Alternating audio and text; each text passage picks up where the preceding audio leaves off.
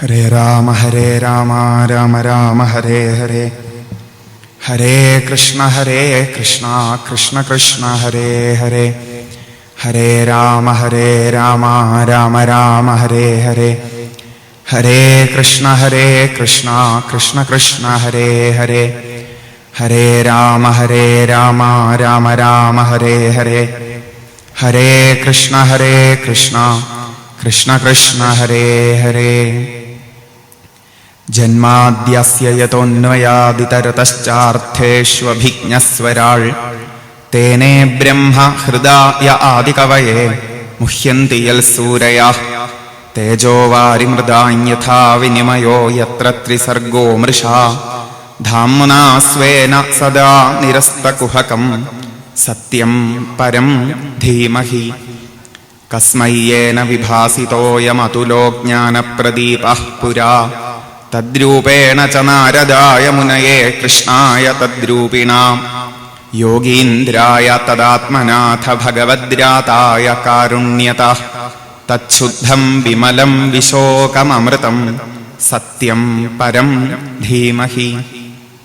കായേന വാചാ മനസേന്ദ്രിയൈർവാ ബുദ്ധ്യാത്മനാ വാ പ്രകൃതേ സ്വഭാവാൽ കരോമി യദ്യൽ സകലം പരസ്മൈ നാരായണായേതി സമർപ്പയാമി. ആഴമേറും നിൻമഹസാമാഴിയിൽ ഞങ്ങളാകവേ ആഴണം വാഴണം നിത്യം വാഴണം വാഴണം സുഖം. ഏവർക്കും നമസ്കാരം. ശ്രീമദ് ഭാഗവതത്തെ ആസ്പദമാക്കി കുറച്ച് ദിവസങ്ങളിൽ സത്സംഗം നടത്തുന്ന ഈ ഒരു വേദിയിൽ പുരഞ്ജനോപാഖ്യാനം എന്ന വിഷയമാണ് നമുക്കിപ്പോൾ അനുസ്മരിക്കാനുള്ളത്. ഭാഗവത ഗ്രന്ഥത്തില് പൂർണ്ണ സ്വാതന്ത്ര്യത്തോടുകൂടി പാരായണമോ അതിനെ മനസ്സിലാക്കാൻ ശ്രമിക്കലോ ചെയ്യാത്തവരാണ് നമ്മളെല്ലാവരും, അല്ലെങ്കിൽ ചെയ്യാൻ സാധിക്കാത്തവരാണ് നമ്മളെല്ലാവരും. ഇതെന്തെങ്ങനെ പറയണത് ചോദിച്ചാൽ, നമുക്ക് നമ്മുടെ പൂർവികന്മാരുടെ സ്വാധീനം നല്ലോണമുണ്ട്. രണ്ടു പക്ഷത്തിലും. ഒന്ന്, ഭംഗിയായിട്ട് ഭാഗവതത്തെ മനസ്സിലാക്കാൻ പൂർവികന്മാര് തന്നിട്ടുള്ള ഒരു പ്രചോദനം, അവര് കാണിച്ചു തന്നിട്ടുള്ള ഒരു വഴി. അതേസമയം അവർക്ക് എന്തെങ്കിലും അബദ്ധങ്ങൾ പറ്റിയിട്ടുണ്ടെങ്കിൽ അതും നമുക്ക് നിശ്ചയമില്ലാത്തത് കൊണ്ട് കോപ്പിയടിക്കും, പെട്ടുപോകും. പൂർവികരെന്താണോ പറഞ്ഞിട്ടുള്ളത് അത് അതേപോലെ പറഞ്ഞു പഠിക്കാൻ ശ്രമിക്കലല്ലാതെ പലപ്പോഴും അതിനപ്പുറം ശ്രദ്ധിക്കാൻ ശ്രമിക്കാറില്ല ഭൂരിഭാഗം. അതുകൊണ്ടാണ് ഭാഗവത ഗ്രന്ഥത്തിലൊക്കെ ചില കഥകൾ എന്തോ കേമാണെന്നും അതില് പറയുന്നത് മാത്രം എന്തോ ഗംഭീരമാണെന്നും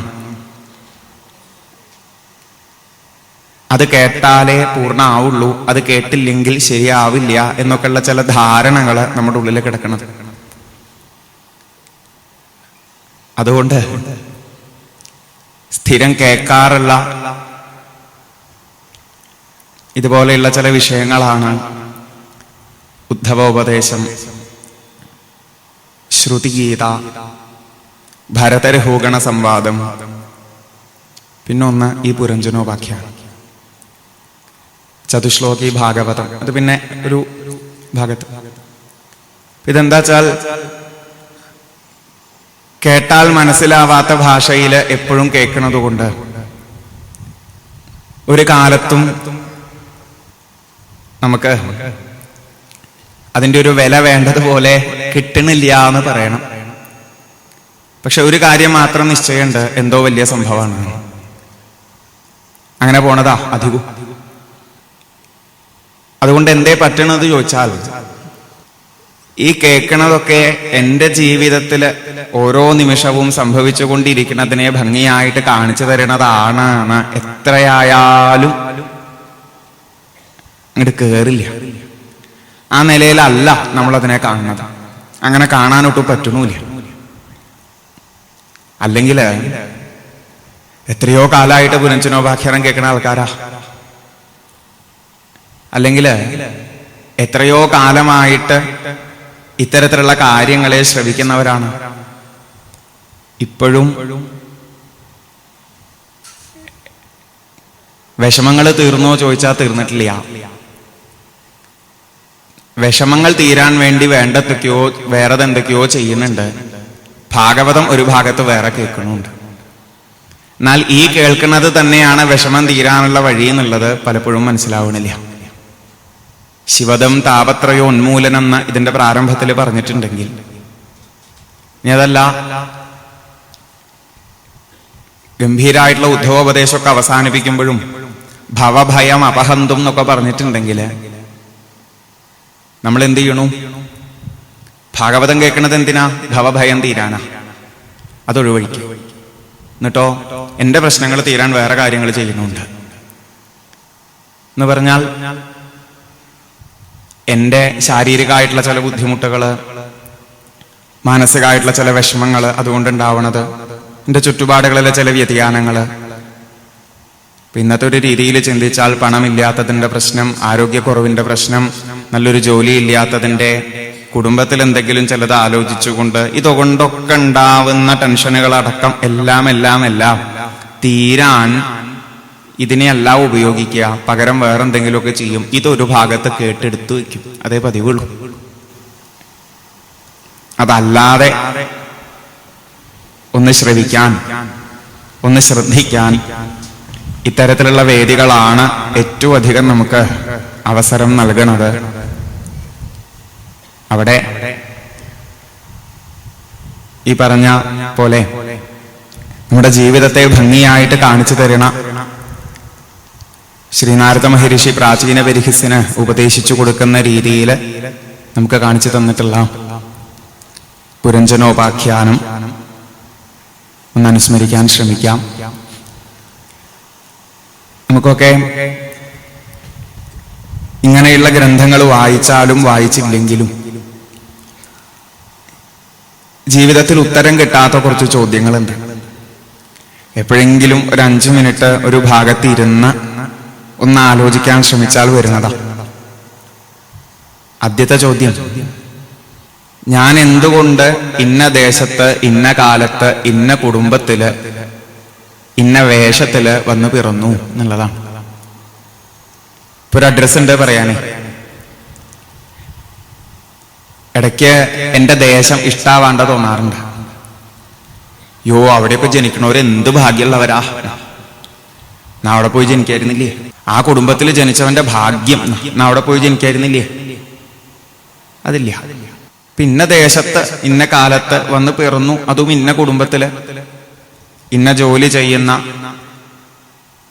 ഇന്ന സ്വഭാവത്തോടു കൂടിയ അച്ഛൻ്റെയും അമ്മയുടെയും മകനോ മകളോ ആയിട്ട്. എന്തുകൊണ്ട് എന്ന് ചോദിച്ചാൽ ഉത്തരമില്ല. ചിലപ്പോൾ ജന്മനാ അച്ഛനെ നഷ്ടപ്പെടുന്നവരുണ്ട്, അമ്മയെ നഷ്ടപ്പെടുന്നവരുണ്ട്. എന്തുകൊണ്ട് എന്ന് ചോദിച്ചാൽ വലിയ ഉത്തരമില്ല. ചിലപ്പോ പട്ടിണി കിടക്കുന്ന കുടുംബങ്ങളിൽ വന്ന് പിറക്കേണ്ടി വരുന്നവരുണ്ട്. എന്തുകൊണ്ട് എന്ന് ചോദിച്ചാൽ ഉത്തരമില്ല.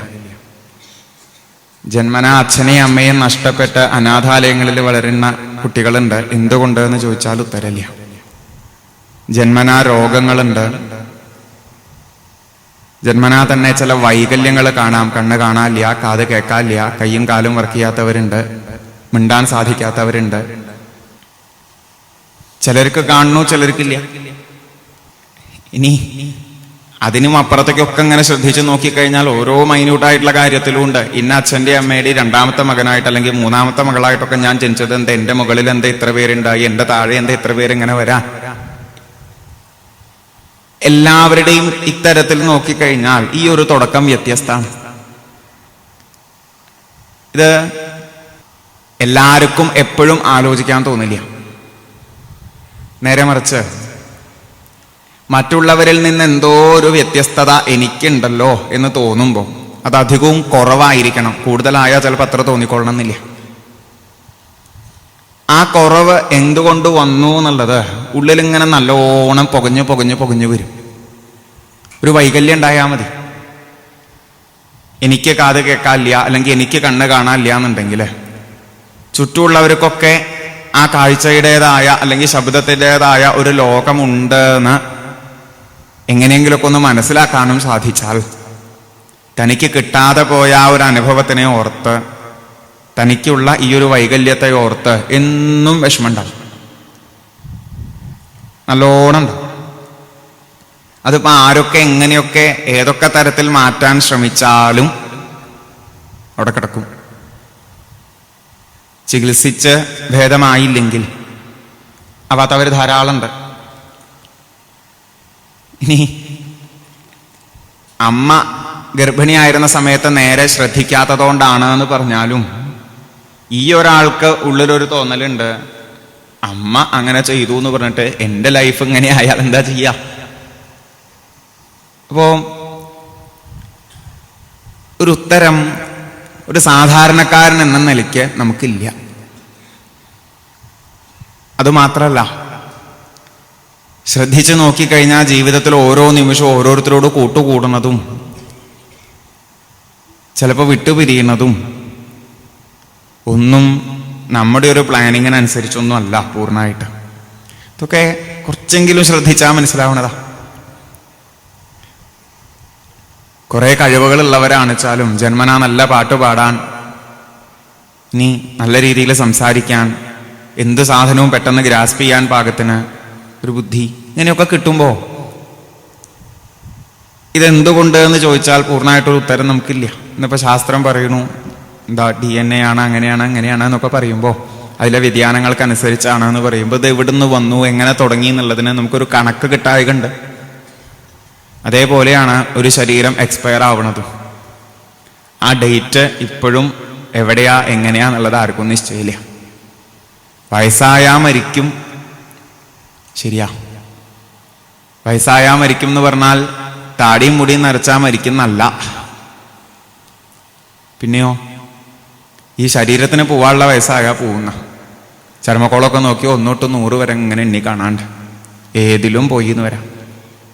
അതിൻ്റെയും കണക്ക് എവിടെയാ ചോദിച്ചാൽ അറിയണില്ല. ഇനി ഇങ്ങനെ കുറെ മനുഷ്യ ശരീരങ്ങൾ ഓരോ നിമിഷവും ഉണ്ടാവണു, കുറച്ച് കഴിഞ്ഞാൽ ഇല്ലാണ്ടേ ആവണു. എത്രയോ ജീവജാലങ്ങൾ ഇതുപോലെ ഇവിടെ ഉണ്ടായി നശിച്ചുകൊണ്ടിരിക്കുന്നു.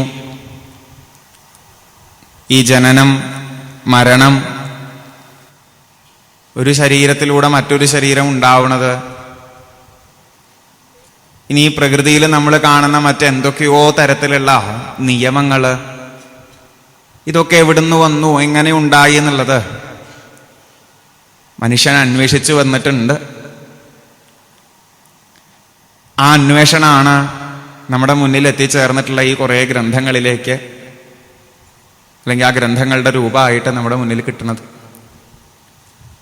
ജീവിതത്തിൽ എന്തൊക്കെ സൗകര്യങ്ങൾ നമ്മൾ നേടിയെടുത്താലും ഉത്തരം കിട്ടാതിരിക്കുന്ന ജനനത്തെപ്പറ്റി, മരണത്തെപ്പറ്റി, കൂടുള്ളവർ കൂടിച്ചേരുന്നതിൻ്റെയും വിട്ടുപോകുന്നതിനെയും പറ്റിയിട്ട് അങ്ങനത്തെ കുറച്ച് കാര്യങ്ങൾ, അത് പൂർണ്ണമായിട്ടും മനസ്സിലാവാതെ കണ്ട് ശാശ്വതമായ ഒരു സമാധാനം നമുക്ക് ജീവിതത്തിൽ ഉണ്ടാവില്ല എന്നത് ഉറപ്പാ. ആകെ വേണ്ടത് ശ്രദ്ധിച്ചു നോക്കിയാൽ അറിയാം, പേടിയില്ലാണ്ട് സങ്കടം ഇല്ലാണ്ടിരിക്കുകയാണ്. എപ്പോഴും കൊതിക്കണത് അതാ. നമ്മളെല്ലാവരും എന്തോ ഇവിടെ ജനിച്ചു പോയി, അത് മാത്രം നിശ്ചയമുണ്ട്, വേറെ ഒന്നും അറിയില്ല. ഇടയ്ക്ക് അതുകൊണ്ട് ഇങ്ങനെ ആരോടൊന്നും ഇല്ലാണ്ട് എല്ലാവരും മുകളിലേക്ക് നോക്കി ചോദിക്കണ പോലെ ഞാനും മുകളിലേക്ക് നോക്കി ചോദിക്കുന്നുണ്ട്, ഞാൻ എങ്ങനെ ഇവിടെ ജനിച്ചാവോ, അല്ലെങ്കിൽ എന്നെ എന്തിനാ ഇവിടെ ജനിപ്പിച്ചാവോ എന്ന് അറിയില്ല. അത് എങ്ങനെയെങ്കിലുമൊക്കെ ജീവിതമായിട്ടൊരു ഇഷ്ടം വരാതിരിക്കുമ്പോൾ, മറ്റുള്ളവരുടെ അത്രയൊന്നും സൗകര്യം എനിക്കില്ല എന്ന് തോന്നുമ്പോഴാണ് കൂടുതൽ വരിക. എല്ലാ സൗകര്യവും വേണ്ട പോലെ അങ്ങനെ ഉണ്ടാവുമ്പോൾ ചിലപ്പോൾ അത്ര തോന്നിക്കൊള്ളണമെന്നില്ല. പക്ഷെ അത് അറിയാത്തിടത്തോളം മനുഷ്യന് ശാശ്വതമായ ഒരു സമാധാനം ഉണ്ടാവില്ല എന്ന് ഉറപ്പാണ്. ഒന്നുമില്ലെങ്കിൽ അവസാനത്തെ നിമിഷം ശരീരം വിടുമ്പോഴെങ്കിലും അത്രയധികം ഭയവും സങ്കടവും ഉണ്ടാവുമെന്ന് ഉറപ്പാ. ഇതൊക്കെ വിട്ടുപോവാണല്ലോ എന്ന് ആലോചിച്ചിട്ട് ആ മരണത്തെ പറ്റി വേണ്ട പോലെ അറിയണില്ല എന്നുണ്ടെങ്കിൽ, ഇപ്പം നമ്മൾ പഠിക്കാൻ പറ്റാത്തതിനെ പറ്റിയിട്ട്, നല്ലൊരു ജോലി കിട്ടാത്തതിനെ പറ്റിയിട്ട്, കാശില്ലാത്തതിനെ പറ്റിയിട്ട്, വിവാഹം കഴിയാത്തതിനെ പറ്റിയിട്ട്, സന്തതി ഉണ്ടാവാത്തതിനെ പറ്റിയിട്ട് ഒക്കെ ശ്രദ്ധിക്കുന്നുണ്ട്. രോഗം വരുമ്പോൾ അങ്ങനെ ഇങ്ങനെ. ഇനി ഇതിൻ്റെയൊക്കെ എന്തോ രഹസ്യം കണ്ടുപിടിക്കാൻ ജ്യോതിശാസ്ത്രത്തിലൂടെ അല്ലെങ്കിൽ ജ്യോതിഷം എന്നു വിളിക്കുന്നതിലൂടെ പറ്റുമെന്ന് കരുതിയിട്ട് അതിൻ്റെ പിന്നാലെ കൂടും. അത് ആ ഒരു വിശ്വാസത്തിൻ്റെ പേരില. ചൊവ്വയാണോ പ്രശ്നം, ബുധനാണോ പ്രശ്നം, വ്യാഴാണോ പ്രശ്നം എന്നൊക്കെ നോക്കിയിട്ട്. അവിടെ നമ്മൾ പൂർവ്വജന്മം എന്നൊക്കെ കേൾക്കണുണ്ട്. അവിടെ മാത്രമേ കേൾക്കണുള്ളൂ. ഉറപ്പൊന്നുമില്ല, നിശ്ചയവുമില്ല. ഇന്നത്തെ കൗമാരപ്രായക്കാർ പറയൂ കേട്ടോ, എന്ത്, നിന്നെ കഴിഞ്ഞ ജന്മത്തിൽ എനിക്ക് കിട്ടാതെ പോയതാവും, അതുകൊണ്ട് കിട്ടിയതാണ്, ഈ ജന്മത്തിൽ ഇല്ലെങ്കിൽ അടുത്ത ജന്മം കിട്ടണം എന്നൊക്കെ. അതിപ്പോ എന്തൊക്കെ യുക്തിവാദം പറഞ്ഞു നടക്കുന്ന പിള്ളേരായാലും വേണ്ടില്ല, അതിൻ്റെ ഇടയിൽ ഈ കാര്യമൊക്കെ വരുമ്പോൾ ജന്മം എന്നുള്ള വാക്കൊക്കെ പുറത്തേക്ക് കൊണ്ടുവരും. ഈ എവിടേക്കോ നമ്മളിത് പറഞ്ഞ് ശീലിക്കുന്നുണ്ട്, എവിടേക്കോ വിടുന്നുണ്ട്. എവിടെയോ കുറച്ച് വിശ്വാസമുണ്ട്, ചിലപ്പോൾ അതില്ല. കാരണം കാര്യമായിട്ട് അറിയാത്തോണ്ടാ. നമ്മുടെ പൂർവികര് നല്ലോണം സൂക്ഷ്മമായിട്ട് ഇതിനെ ശ്രദ്ധിച്ച് അവരുടെ അനുഭവത്തിൽ കൊണ്ടുവന്നിട്ടുള്ള കാര്യം നമുക്ക് പറഞ്ഞു തന്നത് ജന്മങ്ങളുണ്ട് എന്നും. ഒരു ഭാഷയിൽ പറഞ്ഞാൽ പരമാത്മാവിന്റെ അംശമായ ജീവാത്മാവ് ആ അഡ്രസ്സ് മറന്നുകൊണ്ട് എന്തൊക്കെയോ ടെമ്പററി അഡ്രസ്സുകളിലൂടെ പോയി കുറെ വിഷമം അനുഭവിക്കുന്നതാണ് ഓരോ ജന്മങ്ങള്. എപ്പോ ഈ പെർമനന്റ് അഡ്രസ്സിനെ തിരിച്ചറിയണോ അപ്പൊ പരമമായൊരു മോചനുണ്ട്. ഇതൊക്കെ ഈ ജീവിതത്തെ പറ്റിയിട്ടുള്ളതാ, വേറൊന്നിനെയും പറ്റിയിട്ടല്ല. നമ്മൾ ഓരോരുത്തരും ഇവിടെ ജനിച്ചത് എന്തിനാ, അങ്ങനെ ജനിക്കണത് എങ്ങനെയാ എന്നൊക്കെ പറഞ്ഞു തരുന്ന കാര്യങ്ങളാ. അതിനെ അത്തരത്തിലൊന്ന് ഉൾക്കൊള്ളുമ്പോൾ മാത്രമേ നമ്മുടെ ഇന്നത്തെ എന്ത് പേടിയാണെങ്കിലും എന്ത് സങ്കടമാണെങ്കിലും അത് തീരുള്ളൂ. പ്രാചീന ബർഹിസ് ധാരാളം യാഗങ്ങൾ അനുഷ്ഠിച്ചിരുന്ന ഒരാളാണ്, ഒരു രാജാവാണ് എന്ന രീതിയിലാണ് നമുക്കിവിടെ പരിചയപ്പെടുത്തി തരിക. ഇപ്പൊ ഒരു യാഗം കഴിഞ്ഞാൽ അടുത്ത യാഗം ഇങ്ങനെ ചെയ്യാം. പൂർവികരുടെ വാക്കനുസരിച്ച് നല്ലതാണ് എന്ന് മാത്രം ധരിച്ചിട്ടുണ്ട്, അങ്ങനെ ചെയ്യണു. അതിനൊരു നിർത്തലൊന്നുമില്ല. നാരദ മഹർഷി വന്ന പ്രാചീന ബർഹിസിനെ കാണുമ്പോൾ മക്കള് പ്രചേതസ്സുകളെ ഇതുപോലെ ഈശ്വരനെ ഭജിച്ച് ഇങ്ങനെ വംശവർദ്ധനവൊക്കെ ആയിട്ട് മുന്നോട്ട് പൊക്കോളൂ എന്ന് പറഞ്ഞ് അയച്ചിട്ടുണ്ട്. അവരൊരു ഭാഗത്ത് മഹാദേവന്റെ സങ്കൽ ലഭിച്ച് അഭയം ഭഗവത് പദമാണ് എന്ന് മനസ്സിലാക്കി ഭഗവാനെ ഉപാസിച്ചുകൊണ്ടിരിക്കുന്നു. പ്രാചീന ബർഹിസിന്റെ അടുത്ത് നാരദ മഹർഷി വന്നിട്ട് ചോദിച്ചു, ഈ യാഗങ്ങളൊക്കെ ചെയ്യണത് എന്തിനാണ്? അപ്പം ഏത് പ്രവൃത്തി ചെയ്യുന്നുണ്ടെങ്കിലും മനുഷ്യന് ഒറ്റ ഉദ്ദേശമേ ഉള്ളൂ എന്നാ നാരദ മഹർഷി അത് പറയുന്നുണ്ട്. ദുഃഖഹാനി സുഖാവാപ്തി. എല്ലാവർക്കും അതെ, ദുഃഖം ഇല്ലാണ്ടേ ആവണം, സുഖം ഉണ്ടാവണം. അത് എന്തോ ഒരു സാധനമൊന്നുമല്ല, നമുക്ക് തന്നെ അനുഭവമാവുന്ന ഒരവസ്ഥ. ദുഃഖം ഇഷ്ടമല്ലാത്തതാ, നമുക്ക് തന്നെ അറിയാം. ഒരു അസ്വസ്ഥത. സുഖം എന്ന് പറയുമ്പോൾ ഒരു ശാന്തി സമാധാനം എന്നൊക്കെ പറയുമ്പോൾ, സ്വസ്ഥത എന്നൊക്കെ പറയുമ്പോൾ നിലനിന്ന് കിട്ടണമെന്ന് നമ്മൾ കൊതിക്കണമെന്ന്, അതിനെയാണ് ഇഷ്ടം. ഇപ്പൊ ഓരോ പ്രവൃത്തി ചെയ്യണതും അതിനു വേണ്ടിയിട്ടാണ്. ഇപ്പൊ ഇത് കേൾക്കണതടക്കം നമ്മളൊന്ന് സുഖമായിട്ടിരിക്കാൻ വേണ്ടിയിട്ടാ, അല്ലാണ്ട് സങ്കടപ്പെടാൻ വേണ്ടി ആരും ഇത് കേൾക്കാനും പോണില്ല, പറയാനും പോണില്ല. ഇനിയിപ്പോ ഇവിടെ സംഘടിപ്പിക്കുന്നവരായാലും ശരി, ആരായാലും ശരി, എന്തിനു വേണ്ടി ഓടി നടക്കുന്നുണ്ടെങ്കിലും സുഖത്തിന് വേണ്ടിയിട്ടാണ്, ദുഃഖത്തിന് വേണ്ടി ആരും ഒന്നും ചെയ്യില്ല. ഇനി ഇതുപോലെ പ്രവചനം നടത്തുന്നവര് ഒരു പ്രോഗ്രാം എന്നുള്ള രീതിയിൽ വന്നിട്ടത് കഴിഞ്ഞാൽ കുറച്ച് കാശ് കിട്ടും എന്നുള്ള രീതിയിലാണ് പോണത് എന്നുണ്ടെങ്കിൽ കൂടി ആ കാശ് കിട്ടിയാൽ സുഖമാവുന്ന വിചാരിക്കണേ, സങ്കടം വരാൻ വേണ്ടിയിട്ടല്ല. എല്ലാം അതിനു വേണ്ടിയിട്ടാ. പക്ഷെ നാരദ മഹർഷി ചോദിക്കണു, ഇപ്പോഴും മൂഡ് ഓഫ് ആണല്ലോ എന്നാ. അതായത് ഇത്രയൊക്കെ അത് ചെയ്തിട്ടും ഇയാളുടെ പ്രശ്നം തീരുന്നില്ല. ശ്രേയസ് എന്ന ജീവിതത്തിൽ പറയണത് ഇടയ്ക്കിങ്ങനെ കുറച്ച് സുഖം കിട്ടുക, പിന്നെ വീണ്ടും ഇങ്ങനെ ദുഃഖിക്കുക, വീണ്ടും കുറച്ച് സുഖം കിട്ടുക, വീണ്ടും ഇങ്ങനെ ദുഃഖിക്കുക, ഇങ്ങനെ പോവലല്ല. ആത്യന്തികമായിട്ട് ഒരു ക്ഷേമം. നേരത്തെ കാവിലം കേട്ടില്ലേ, അത്യന്തോപരതിരിയത്ര ദുഃഖസ്യച സുഖസ്യച. പിന്നെ സുഖം ദുഃഖം എന്ന വിവേചനമൊന്നുമില്ല. ആനന്ദം. നമ്മുടെയൊക്കെ ഭാഷയിൽ പറയും, 2017 ഭാഷയിൽ ചിരിച്ച് ജീവിക്കാം, ചിരിച്ചും കൊണ്ട് ഈ ശരീരം വിടാം. അതല്ലാണ്ട് പറ്റില്ല. എല്ലാവരും കൊതിക്കണത് അതാ. ഓരോ നിമിഷവും ഇത്തരത്തിൽ എൻജോയ് ചെയ്തും കൊണ്ട് അവസാനം കൃതാർത്ഥതയോടുകൂടി ഈ ശരീരം വെടിയാൻ പലപ്പോഴും പറ്റില്ല. അതിങ്ങനെയുള്ള ഈ കർമ്മങ്ങൾ ചെയ്യണത് കൊണ്ട് ഉണ്ടാവാൻ പോണില്ല എന്നാണ് നാരദ മഹർഷി പറഞ്ഞു കൊടുക്കുന്നത്. എനിക്കറിയില്ല എന്ന് പ്രാചീന പരിഹസ തുറന്ന് സമ്മതിച്ചു. ഇങ്ങനെയൊക്കെ ഓരോന്ന് ചെയ്യാനും അതിലെന്തൊക്കെയോ ശ്രദ്ധ വെക്കാനും അത്ര നിശ്ചയുള്ളൂ. കർമാപവിദ്ധതിയാണ് അങ്ങ് പറഞ്ഞുതരും. ഇതൊന്ന് കേൾക്കാനുള്ള കൊതി ഉണ്ടാവണ്ടേ? പലപ്പോഴും ഉണ്ടാവില്ല. പ്രാചീന പരിഹസനെ പോലെ നമ്മളൊക്കെ യാഗങ്ങൾ ചെയ്യുന്നുണ്ടോ? ഇല്ല. അതായത് പഴയ രീതിയിലുള്ള അത്തരം കർമ്മങ്ങളൊന്നും നമ്മൾ ചെയ്യണില്ല. പക്ഷെ എന്തൊക്കെയോ ചെയ്തുകൊണ്ടിരിക്കുന്നുണ്ട്. ഇന്നൊരു കണക്കില്ല. ക്ഷേത്രങ്ങള്, അവിടെ നടക്കണ പൂജാദികള്, മറ്റ് ആരാധനാ സമ്പ്രദായങ്ങള്, ഉത്സവാഘോഷങ്ങള്, ഇനി എന്താ പറയാ, ഈ വലിയ വലിയ ക്ഷേത്രങ്ങളല്ലാതെ ചില പ്രത്യേക രംഗങ്ങളുണ്ടല്ലോ, അവിടെയൊക്കെ നടത്തുന്ന പരിപാടികൾ, ഈ മണ്ഡലകാലത്ത് നടന്നുകൊണ്ടിരിക്കുന്ന അയ്യപ്പൻ വിളക്ക്, ദേശവിളക്ക് എന്നൊക്കെ പറഞ്ഞിട്ടുള്ള കാര്യങ്ങൾ, ഇതൊക്കെ ഒരു ഭാഗത്ത് നടക്കുന്നുണ്ട്. വിഷുവേല എന്ന് പറഞ്ഞിട്ട്, ഇനി കൊല്ലം നടത്തുന്ന പ്രതിഷ്ഠാ ദിനങ്ങൾ, അങ്ങനെ എങ്ങനെയൊക്കെ ക്ഷേത്ര സംബന്ധമായിട്ട്. ഇനി മറ്റ് വിശേഷ ദിവസങ്ങളിൽ ഒരുവൻ ഗൃഹത്തിൽ നടത്തുന്ന എത്രയോ കാര്യങ്ങളുണ്ട്. അതുപോലെ സപ്താഹങ്ങളുണ്ട്. രാമായണ മാസം അതൊരു പ്രത്യേക രീതിയിൽ നമ്മൾ ആചരിക്കുന്നുണ്ട്. ഒട്ടനവധി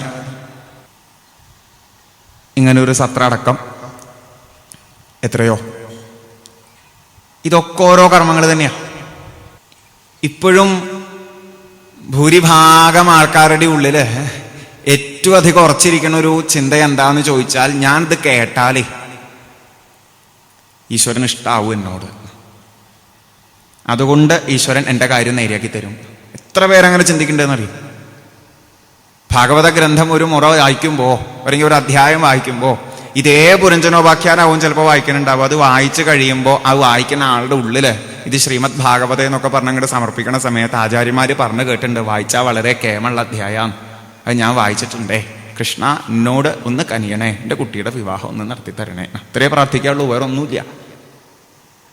അപ്പൊ നമ്മൾ വിചാരിക്കണത് ഇങ്ങനെയൊക്കെ ചെയ്തു കഴിഞ്ഞാൽ കുറെ കാര്യങ്ങൾ മാറ്റം വരും, അതുകൊണ്ട് എനിക്ക് പെട്ടെന്ന് സുഖാവാം എന്നുള്ളത് മാത്രമാണ്.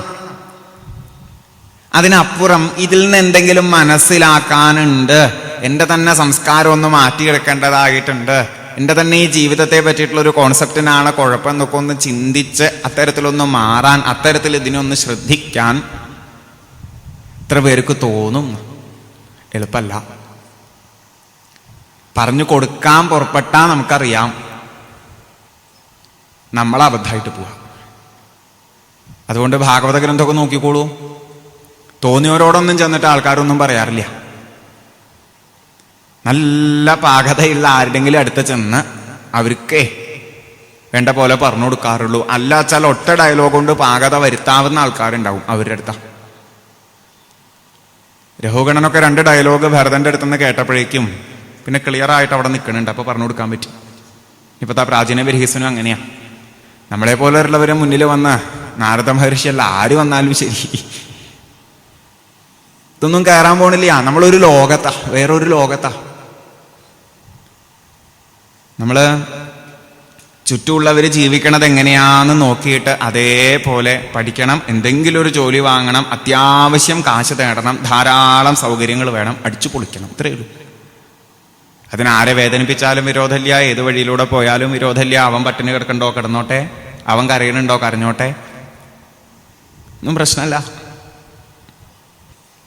ഒരു പക്ഷേ ഇങ്ങനെയുള്ള വേദികളിൽ ഇരിക്കുന്ന നമ്മളൊക്കെ അത്യാവശ്യം അന്നവസ്ത്രാദികൾ മുട്ടാതെ കിട്ടണത് കൊണ്ട് മാത്രം വന്നിരിക്കുന്ന ആൾക്കാരാ. ബാക്കിയൊന്നും നമുക്ക് അറിയേ വേണ്ട. പിന്നെയും ഈ സൗകര്യങ്ങളെ കുറച്ചധികം കൊണ്ടുപോകാൻ വേണ്ടിയിട്ട്, ഇപ്പോഴും കിട്ടാത്ത ചില സാധനങ്ങളെ നേടിയെടുക്കാൻ വേണ്ടിയിട്ട് നീ കേൾക്കാലോ. ചിത്രകേതുവിൻ്റെ അടുത്ത് അങ്കിരസ മഹർഷി വന്നിട്ട് പറഞ്ഞു കൊടുക്കാൻ പുറപ്പെട്ടതാ. അപ്പൊ ഇങ്ങോട്ട് ചാടി കളിച്ചു. അതൊന്നും പറ്റില്ല, എനിക്ക് മകൻ ഉണ്ടായേ പറ്റുള്ളൂ എന്ന്. എന്നാ ആയിക്കോട്ടെ പറഞ്ഞു. പിന്നെ ആ മകൻ ഉണ്ടായി. ആ മകൻ പോയി കഴിഞ്ഞ് വന്ന കാര്യമൊക്കെ പറഞ്ഞു കൊടുത്തപ്പോ വളരെ വേഗം കയറുന്നുണ്ട്. ചില സമയത്തേ കയറുള്ളൂ, അല്ലാതെ ഇപ്പൊ കയറില്ല. ഇത് രണ്ട് തരത്തിൽ വേണം മനസ്സിലാക്കാൻ. ഒന്ന്, കർമ്മങ്ങളിൽ മുഴുകിയിരുന്നാൽ പോരാ, ഇതിന്റെ കാര്യത്തെ മനസ്സിലാക്കുക തന്നെ വേണം.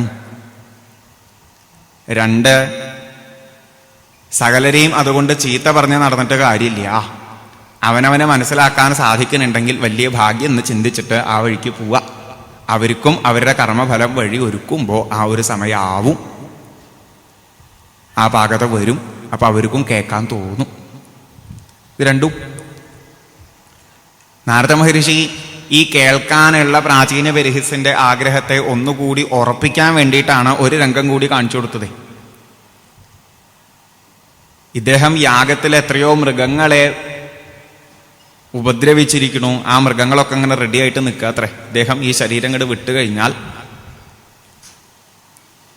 കുത്താനും കടിക്കാനും മാന്താനും ഒക്കെ ആയിട്ട് പേടിയായി പ്രാചീന ബർഹിസ്. ഉള്ള ദോഷമൊക്കെ തീരാൻ വേണ്ടിയിട്ടാണ് ഈ യാഗമൊക്കെ ചെയ്തത്. ഇപ്പൊ പറയണു യാഗം കൊണ്ടാത്രേ ഇനി കുറെ ദോഷം ഉണ്ടാവാൻ പോടെ. നമുക്കത് ഈ യാഗങ്ങൾ എന്നുള്ള കോൺസെപ്റ്റ് ഒന്നും ഇന്നത്തെ കാലത്ത് നമ്മുടെ ഇടയിൽ ഇല്ലാത്തതുകൊണ്ട് അതിനൊരു വേറൊരു തരത്തിൽ ശ്രദ്ധിക്കാറുണ്ട്. എന്താ ചോദിച്ചാൽ, എൻ്റെ ദോഷങ്ങളൊക്കെ തീരാൻ വേണ്ടിയിട്ട് എന്തൊക്കെയോ ആരാധനകൾ നടത്തണം നമ്മുടെ അടുത്ത്. കുറച്ച് കഴിഞ്ഞാൽ പറയണത് എന്താ ചോദിച്ചാൽ, ഈ ആരാധനയാണ് അത്രേ കുഴപ്പമുണ്ടാക്കിയത്. ആ ആരാധനയുടെ പേരിൽ എന്തോ പ്രശ്നം ഉണ്ടായിട്ടുണ്ട് എന്ന്. അത് ഒട്ടും ഒരു പ്രമാണവും ഇല്ലാത്ത രീതിയിൽ എത്ര പേരാ വന്നിട്ട് ചോദിക്കാന്ന് വെച്ചിട്ടുണ്ടോ, അധ്യാത്മരാമായണത്തിൽ ഉത്തരരാമായണം വായിച്ചാൽ വീട്ടിൽ ഡിവോഴ്സ് നടക്കുമോ, മഹാഭാരതം വീട്ടിൽ വെച്ചാലോ വായിച്ചാലോ തല്ലൂട്ടുണ്ടാവുമോ. ഇനി ആ അധ്യായം ഇങ്ങനെ വായിച്ചതുകൊണ്ടാണ് തനിക്ക് കുഴപ്പമുണ്ടായത് എന്ന് വരെ പറയുന്ന ആൾക്കാരുണ്ട്. അതൊരു ഭാഗത്ത് കേൾക്കേണ്ടി വരും. ഇനി ഇതൊന്നും അല്ലാച്ചാൽ ഇന്നത്തെ ജ്യോതിഷത്തിൽ കേൾക്കുന്നുണ്ട്, നിങ്ങൾ ആ അമ്പലത്തിൽ എല്ലാ ചൊവ്വാഴ്ചയും വഴിപാട് കഴിച്ചിരുന്നില്ലേ? ഉവ്വ്. ഇപ്പോൾ ഈ അമ്പലത്തിലല്ലേ കഴിക്കണുള്ളൂ, അതുകൊണ്ട് ആ അമ്പലത്തിലെ ദേവന് നിങ്ങളോടൊരു ദേഷ്യം തോന്നി തുടങ്ങിയിട്ടുണ്ട് ഇപ്പോ. അങ്ങനെ ഒരു സാധാരണക്കാരനെ സംബന്ധിച്ചുള്ള വിഷമം തീർക്കാൻ വേണ്ടി എന്തോ ചെറുത് ചെയ്തതാ, ഇപ്പൊ പറയണു അതാണത്രേ കുഴപ്പം. അങ്ങനെ പ്രാചീന ബർഹിസിനെ സംബന്ധിച്ച് യാഗങ്ങൾ എന്തിനാന്നുള്ളത് വേണ്ടതുപോലെ മനസ്സിലാക്കാത്തത് കൊണ്ട് സംഭവിച്ചതാണ്.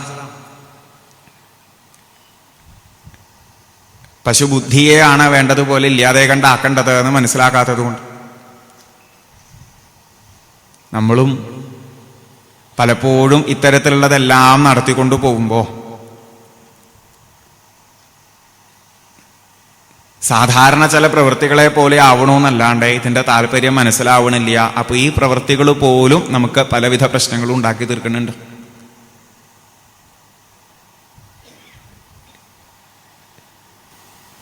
കൃപാലുവായ നാരദ മഹർഷി പ്രത്യബോധയൽ എന്നിവിടെ കേൾക്കാം. ആ സജ്ജനം ഇദ്ദേഹത്തെ ഒന്ന് നേർവഴിക്ക് നയിക്കണമെന്ന് കൃപ കാണിച്ചതുകൊണ്ട് പ്രാചീന ബർഹിസിന്റെ അടുത്ത് ഒരു കഥ പറയാൻ പുറപ്പെട്ടു. അങ്ങത് കേൾക്കൂ, ഇത് കേട്ടാൽ അങ്ങക്ക് ഒരു ഉത്തരം കിട്ടും. എന്നിട്ടാണ് ഈ പുരഞ്ജനോപാഖ്യാനം പറഞ്ഞു കൊടുക്കുന്നത്. നമ്മളെല്ലാവരും കേട്ടിട്ടുള്ളതാ. ഇത്ര ഭംഗിയായിട്ടാണ് ആ കഥ, ഇത്ര മനോഹരായിട്ടാണ് ഒരു ജീവന്റെ യാത്രയെ പറ്റിയിട്ട് അതിലിങ്ങനെ കാണിച്ചു തരുന്നത്. പുരഞ്ജനൻ എന്ന പേരുള്ള ഒരു രാജാവ് ഉണ്ടായിരുന്നു. അദ്ദേഹത്തിന് സഖ അവിജ്ഞാത നാമാസീൽ അവിജ്ഞാത ചേഷ്ടിതഹാച, പേര് അറിയാത്ത ഒരു കൂട്ടുകാരൻ ഉണ്ടായിരുന്നു. ചേഷ്ടകൾ എങ്ങനെയാണെന്ന് വേണ്ടതുപോലെ അറിയാത്തൊരു കൂട്ടുകാരൻ ഉണ്ടായിരുന്നു എന്നൊക്കെ പറഞ്ഞാൽ, ഈ പുരഞ്ജനന് വേണ്ട എല്ലാ സൗകര്യങ്ങളും ഒരുക്കി കൊടുക്കുന്ന ആ പുരഞ്ജനനെ വേണ്ടതുപോലെ നിയന്ത്രിച്ചു കൊണ്ടുപോകുന്ന ഒരു സഖാവ് പുരഞ്ജനന്റെ കൂടെ ഉണ്ട്. അത് പലപ്പോഴും അറിഞ്ഞിരുന്നില്ല എന്ന്. ശരിക്ക് ആരാന്ന് ചോദിച്ചാൽ ആ ആളുടെ സഖാവ് എന്നായിരുന്നു പറയേണ്ടിയിരുന്നേ. അല്ലെങ്കിൽ അതാണത്രേ പെർമനന്റ് അഡ്രസ്സേ. പക്ഷെ അതറിയില്ല. ഇപ്പൊ എന്താ അവസ്ഥ ചോദിച്ചാല്, പുരഞ്ജനം എന്നുള്ള വാക്കൊക്കെ നമ്മൾ അനുസ്മരിക്കാറുണ്ടല്ലോ. ഓരോ പുരങ്ങളിൽ ഇങ്ങനെ പോവേണ്ടി വരുന്ന അവസ്ഥ, പുരങ്ങളിൽ ഇങ്ങനെ വസിക്കുന്ന അവസ്ഥ. എന്താ വെച്ചാൽ കുറെ സൗകര്യങ്ങളെ ഇങ്ങനെ മോഹിച്ച് ഓരോ പുരങ്ങൾ ഇങ്ങനെ നോക്കും. അവിടെയും തൃപ്തി വരണില്ല, ഇവിടെയും തൃപ്തി വരണില്ല, ഇതിലും കൂടുതലുണ്ടോ നോക്കും, ഇതിലും കൂടുതലുണ്ടോ നോക്കും. അങ്ങനെ പോയിട്ടാണ് ഹിമാലയത്തിന്റെ തെക്കേ ഭാഗത്തുള്ള ഭൂമിയിൽ 9 ഗോപുരദ്വാരങ്ങളോട് കൂടിയിട്ടുള്ള ഒരു കൊട്ടാരത്തിലേക്ക് എത്തിച്ചേർന്നതായിട്ട് പറയണത്, ഈ മനുഷ്യ ശരീരത്തിലേക്ക്. ഇവിടെ തന്നെ നമുക്ക് പറഞ്ഞു തരികയാണ്, കുറെ ജന്മങ്ങൾക്ക് ശേഷം വന്നതാണ് ഈ ഒരു ജീവാത്മാവ് എന്നുള്ളത്. നമുക്കതിൻ്റെ കണക്ക് നിശ്ചയില്ല. ഇവിടെ വന്നിട്ടോ ഒരു പെൺകുട്ടിയെ കണ്ടുമുട്ടി. ബുദ്ധി 5 തലയുള്ള പാമ്പുണ്ട് അവളുടെ കൂടെ, 10 ഭൃത്യന്മാരുണ്ട്. അവളോട് ഈ പുരത്തിനെ പറ്റിയിട്ട് അല്ലെങ്കിൽ ഈ കൊട്ടാരത്തിനെ പറ്റിയിട്ട് ചോദിച്ചു. അവള് അദ്ദേഹത്തിന്റെ ആ വാക്കുകളിൽ ഇഷ്ടം പ്രകടിപ്പിച്ച്, ഈ പുരം എങ്ങനെ ഉണ്ടായതാണോ എന്താ അതിന്റെ സംഭവം എന്നൊന്നും വലിയ നിശ്ചയമില്ല, പക്ഷെ എന്നോട് കൂടി ചേർന്നാലാണ് ഇതിൽ ഭംഗിയായിട്ട് കഴിയാൻ പറ്റുക എന്നൊക്കെ പറയുന്ന അതിമനോഹരങ്ങളായിട്ടുള്ള രംഗങ്ങൾ. അവിടെ ഈ പെർമനന്റ് അഡ്രസ്സിനെ മറക്കാൻ പാകത്തിനും ഈ ഒരു കൊട്ടാരത്തില് ഈ ഒരു സൗകര്യങ്ങളിൽ മുഴുകി കഴിയാൻ പാകത്തിനും ഒരു ജീവാത്മാവിന്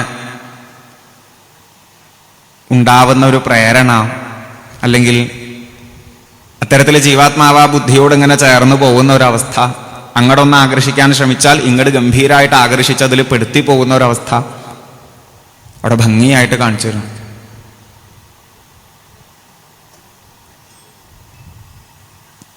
രസമായിട്ട് പറയുന്നുണ്ട് ചില ആചാര്യന്മാരെങ്കിലും വ്യാഖ്യാനിക്കുമ്പോൾ,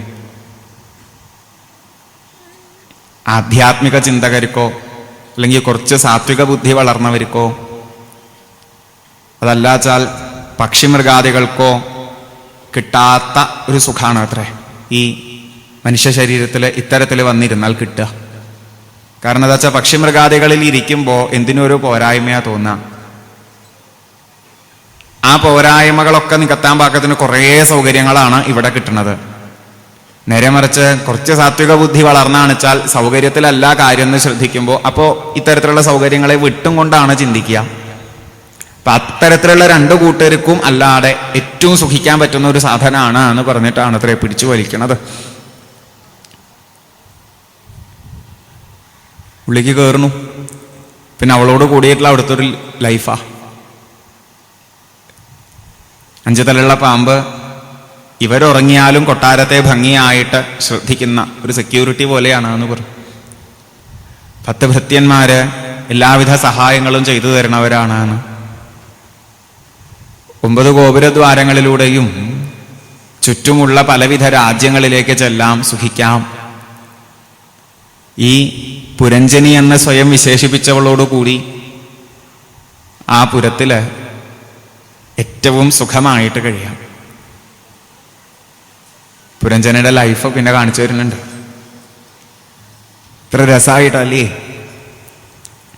ഈ 2 കണ്ണുകളാകുന്ന ദ്വാരങ്ങളിലൂടെ പോയി കഴിഞ്ഞാൽ, കാഴ്ചശക്തിയാകുന്ന കൂട്ടുകാരനെ കൂട്ടി പോയി കഴിഞ്ഞാൽ കാഴ്ചകളുടെ ഒരു ലോകം.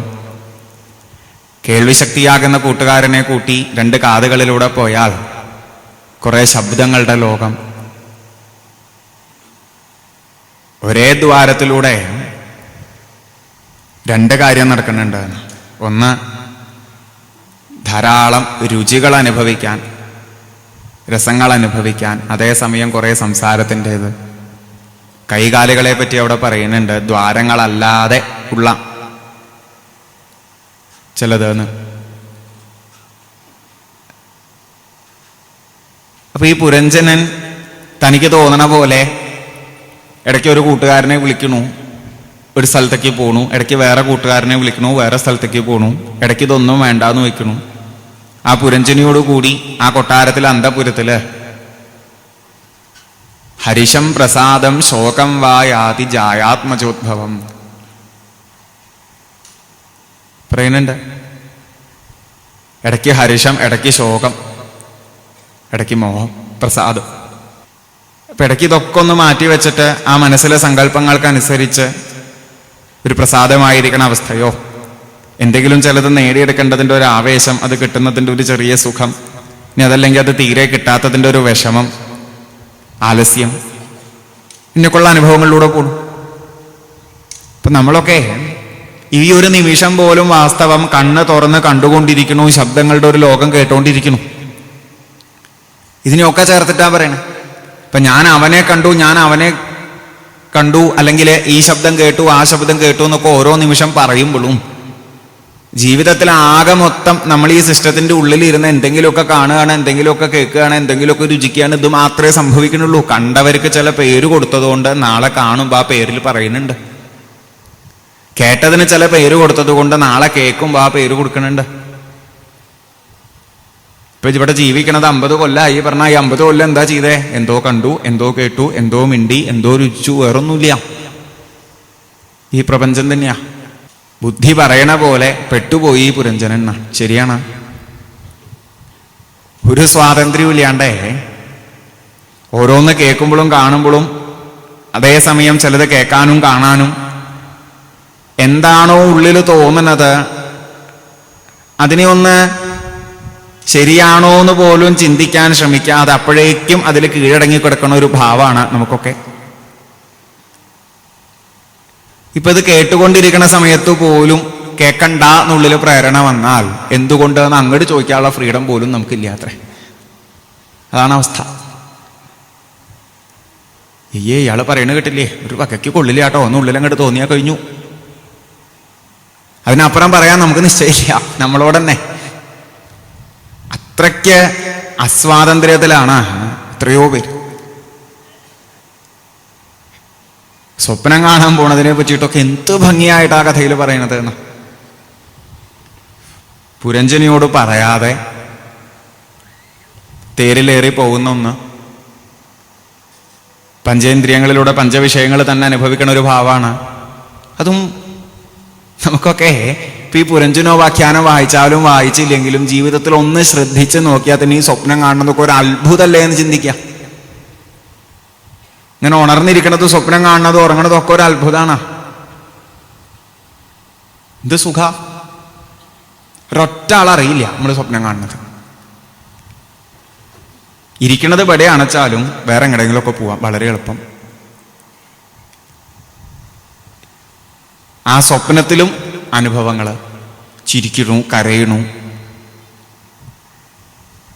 ഓരോ തരത്തിലും. ഇല്ലാത്തതാണ് വെച്ചാൽ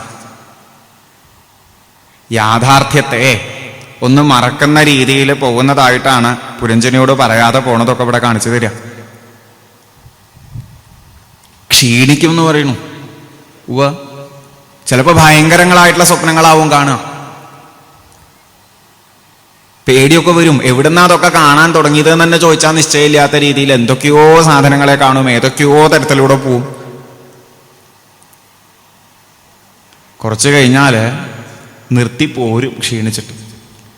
പിന്നെ ഇവിടെ കൊട്ടാരത്തിൽ തന്നെ നായാട്ടമൊക്കെ കഴിഞ്ഞപ്പോൾ പുരഞ്ജനൻ തിരിച്ചു വന്നു എന്നും ഒന്ന് കുളിച്ച് ഫ്രഷൊക്കെ ആയി പുരഞ്ജനിയെ നോക്കുമ്പോൾ കാണാനില്ല. ദാസിമാരോട് ചോദിച്ചപ്പോൾ ഇതെന്താ പഴയ പോലെ ഇല്ലാത്ത, എന്താ കൊട്ടാരത്തിനൊരു ഉത്സാഹമൊക്കെ ഇല്ലാത്തേ ചോദിക്കുമ്പോൾ അവിടെ വിഷമിച്ചിരിക്കുന്ന, ദേഷ്യപ്പെട്ടിരിക്കുന്ന പുരഞ്ജനിയെ സൂചിപ്പിച്ചു കൊടുക്കണു. അവിടെ ചെന്ന് ഡയലോഗൊക്കെ അടിച്ച് ഭംഗിയായിട്ട് സാന്ത്വനിപ്പിച്ച് തൻ്റെ വശത്താക്കി വീണ്ടും അവളോട് കൂടി കഴിയുകയാണ്.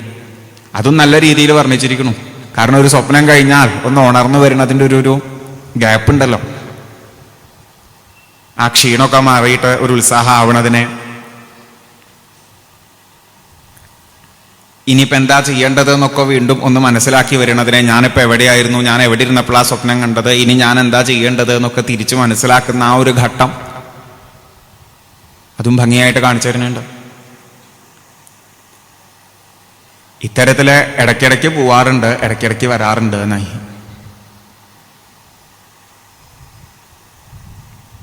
അവളില് മക്കളുണ്ടായി, കുറെ മോഹങ്ങളുണ്ടായി എന്നുള്ള അർത്ഥത്തിൽ. ഞാൻ ഈ ശരീരത്തിൽ അങ്ങോട്ട് കയറി കഴിഞ്ഞാൽ, ഈ ബുദ്ധിയോട് അങ്ങോട്ട് ചേർന്ന് കഴിഞ്ഞാൽ പിന്നെ നമുക്ക് ഉണ്ടാവുന്നത് അതാണ്: ഇന്ന സ്ഥലത്ത് ഇന്ന കുടുംബത്തിൽ കഴിയുന്ന ഇന്ന വ്യക്തിയാണ്, ഒരാണാണ് അല്ലെങ്കിൽ ഒരു പെണ്ണാണ്, ഇന്ന ജാതിയാണ്, ഇന്ന മതമാണ്. തരത്തില് മകനാണ്, മകളാണ്, ഭാര്യയാണ്, ഭർത്താവാണ്, അച്ഛനാണ്, അമ്മയാണ്. അതിലോരോന്നും ചിന്തിക്കുമ്പോൾ ഓരോ മോഹങ്ങൾ പുറത്തേക്ക് വരും. ഞാൻ അമ്മയാണ് ചിന്തിച്ചാൽ ഇടയ്ക്കിടയ്ക്ക് നമ്മൾ പറയാറുണ്ട്, ഞാനൊരു അമ്മയായി പോയില്ലേ, എനിക്കുണ്ടാവില്ലേ മോഹങ്ങൾ? ഉണ്ടാവും. ഞാനൊരു ഭർത്താവാണ്, ഭാര്യയാണെന്ന് ഇങ്ങനെ ഉറപ്പിച്ചു തുടങ്ങിക്കഴിഞ്ഞാൽ എനിക്കും മോഹങ്ങൾ ഉണ്ടാവില്ലേ? ഉണ്ടാവും. ഇതിലേതൊക്കെ അഭിമാനങ്ങളിൽ നിൽക്കുമ്പോഴും അതനുസരിച്ചുള്ള മോഹങ്ങൾ ഉണ്ടാവും, ആഗ്രഹങ്ങൾ. മക്കളായിട്ട് അങ്ങനെ പറയാമെന്ന്. മക്കളെയൊക്കെ വേണ്ട പോലെ വിവാഹം കഴിച്ചു കൊടുക്കണേ പ്രായമായാൽ. കുറച്ചൊക്കെ ഒരു ആഗ്രഹം വന്നാലും കുഴപ്പമൊന്നുമില്ല. ആഗ്രഹം കൂടി കഴിഞ്ഞാൽ പിന്നെ വിവാഹം കഴിപ്പിക്കാണ്ട് പറ്റില്ല എന്നാ. അതായത് ആ ആഗ്രഹങ്ങളെ ഒന്ന് തീർക്കണം. എന്തെങ്കിലുമൊക്കെ നേടിയെടുക്കാനും അങ്ങനെ എന്തിനു വേണ്ടിയിട്ടുള്ള ആഗ്രഹങ്ങളായാലും ഒന്നുള്ളിൽ തോന്നി തുടങ്ങി വെച്ചിട്ട് കുഴപ്പമൊന്നുമില്ല. പക്ഷെ പ്രായമായി കഴിഞ്ഞാൽ എന്ന് പറഞ്ഞാൽ ആ ആഗ്രഹങ്ങൾ അത് നടക്കാണ്ട് തീരെ സഹിക്കാൻ വയ്യാന്ന് ഉറപ്പായി കഴിഞ്ഞാൽ നേടിയെടുക്കേണ്ടി വരും. അതിപ്പോ എന്ത് വസ്തുക്കൾ വാങ്ങിച്ചു കൂട്ടാനാണെങ്കിലും എങ്ങടെങ്കിലും പോവാനാണെങ്കിലും ഒക്കെ നമ്മൾ ചെയ്യുന്നുണ്ട്. കൊട്ടാരത്തുനിന്ന് ഒരിക്കലും പുറത്തേക്ക് പോവാണ്ടിരിക്കാൻ വേണ്ടിയിട്ട് പുരഞ്ജനൻ സുഖമായിട്ട് അവിടെ കഴിയാൻ വേണ്ടിയിട്ട് ശ്രമിച്ചുകൊണ്ടിരിക്കുന്നു. പ്രാചീന വിരഹസ്യനോട് നാരദ മഹർഷി പറഞ്ഞു, അങ്ങ് ചെയ്ത പോലെ കുറെ യാഗമൊക്കെ അങ്ങോട്ടും ചെയ്തിട്ടുണ്ട് കേട്ടോ. എന്തിനു വേണ്ടിയാ ചോദിച്ചാൽ മേലാൽ ഇതെന്ന് പുറത്ത് പോവാണ്ടിരിക്കാനാണ്. ഇത് സുഖാന്നറിയോ ഇതിലിരിക്കുമ്പോൾ? എൻ്റെ ഭാര്യ, എൻ്റെ മക്കള്, എൻ്റെ ഭൃത്യന്മാര്, നല്ല മോഹമുണ്ട് നമുക്കും ഇങ്ങനെയൊക്കെ കാണാനും ഇങ്ങനെയൊക്കെ കേൾക്കാനും അങ്ങനെ ഇരിക്കാനും. ആർക്കെങ്കിലും ഇഷ്ടമുണ്ടോ ഈ കാഴ്ചയൊക്കെ നാളെ നിൽക്കും, ഈ കേൾക്കണതൊക്കെ നാളെ നിൽക്കും എന്നുറപ്പാവാൻ? പേടി. അതുകൊണ്ടാണ് ഈ ശരീരം വിടാൻ എന്തൊക്കെ പറഞ്ഞാലും ഒരു കൊതിയും വന്നിട്ടില്ല, ഇഷ്ടമല്ല. വിടാണ്ടിരിക്കാൻ മാക്സിമം ശ്രമിക്കുന്നുണ്ട്. ഓരോ തരത്തിലും വിടാൻ ചാൻസ് ഉണ്ട് എന്ന് ആരെങ്കിലുമൊക്കെ പറയണത് കേട്ടാൽ ആ വഴിയൊക്കെ ബ്ലോക്ക് ചെയ്തിട്ട് പിന്നെയും പിന്നെയും ശ്രമിക്കുന്നുണ്ട് പുറത്തു പോകാണ്ടിരിക്കാൻ. പക്ഷേ ഇതാ പറയുന്നു, ശത്രുക്കളുണ്ട്. ചണ്ഡവേഗൻ, നല്ല സ്പീഡുള്ള ഒരു മെയിൻ ശത്രു ഗന്ധർവരാജൻ. അദ്ദേഹത്തിന് 360 പുരുഷന്മാര്, ഗന്ധർവന്മാര് കൂടെയുണ്ട്. അതേപോലെ 360 സ്ത്രീകളും, വെളുത്തും കറുത്തൂരിക്കുന്നവര്. കാലത്തിനെയാ പറഞ്ഞത് എന്നാ. അത് സംവത്സര രൂപത്തിലാ കാണിച്ചു തരണത്. ഓരോ വർഷം ഇങ്ങനെ മുന്നോട്ട് പോണു, നമ്മൾ അറിയണേ ഇല്ല. എക്സ്പയറി ആവാറായി എന്നുള്ളത് അറിയില്ല. എന്തോ ഒരു ധൈര്യത്തുമ്മലായിരിക്കണത്. രാവും പകലും കടന്നു പോകുമ്പോഴും തീരാറാവുകയാണ് കേട്ടോ എന്നറിയുന്നില്ല. പുരഞ്ജനനും ധൈര്യം ഉണ്ടായിരുന്നത് 5 തലയുള്ള പാമ്പുണ്ടല്ലോ എന്ന് ആലോചിച്ചിട്ടാ. പ്രാണനെ, ആ പ്രാണൻ ഭംഗിയായിട്ട് ഇതിനെ പിടിച്ചു നിർത്തും, എന്നെ ഇതിനുള്ളിൽ തന്നെ ഇരുത്തും എന്നാ ഒരു ഉറപ്പുമില്ലാ കഴിയണത്. ഇതാ വേറൊരു ശത്രു വരുന്നു, കാലകന്യ. നാരദ മഹർഷി പ്രാചീന വിരഹസ്യനോട് പറയുന്നുണ്ട്, അവൾക്ക് എല്ലാരെയും കല്യാണം കഴിക്കാനാ മോഹം രാജാവേ. പക്ഷേ ആർക്കും അവളെ ഇഷ്ടമല്ല. കാരണം എന്താ ചോദിച്ചാൽ അത്രയ്ക്ക് വിരൂപയാണ്. എൻ്റെ അടുത്തും വന്നിട്ടുണ്ട്, ഞാൻ സ്വീകരിക്കാൻ പുറപ്പെട്ടില്ല, ഇപ്പൊ എന്നെ ശപിച്ചു. രസമായിട്ട് പറഞ്ഞു കൊടുക്കുന്നുണ്ട്. പൂരു എന്ന രാജാവ് സന്തോഷത്തോടു കൂടി അവളെ സ്വീകരിച്ചു, അതുകൊണ്ട് അവൾ അദ്ദേഹത്തിന് വരം കൊടുത്തു എന്നൊക്കെ. ഈ ജരാനരകള് അതിനെയാണ് പറയണത്. ജര എന്നാണ് ഇവിടെ വിശേഷിപ്പിക്കുക. വാർദ്ധക്യം ആർക്കും ഇഷ്ടമല്ല.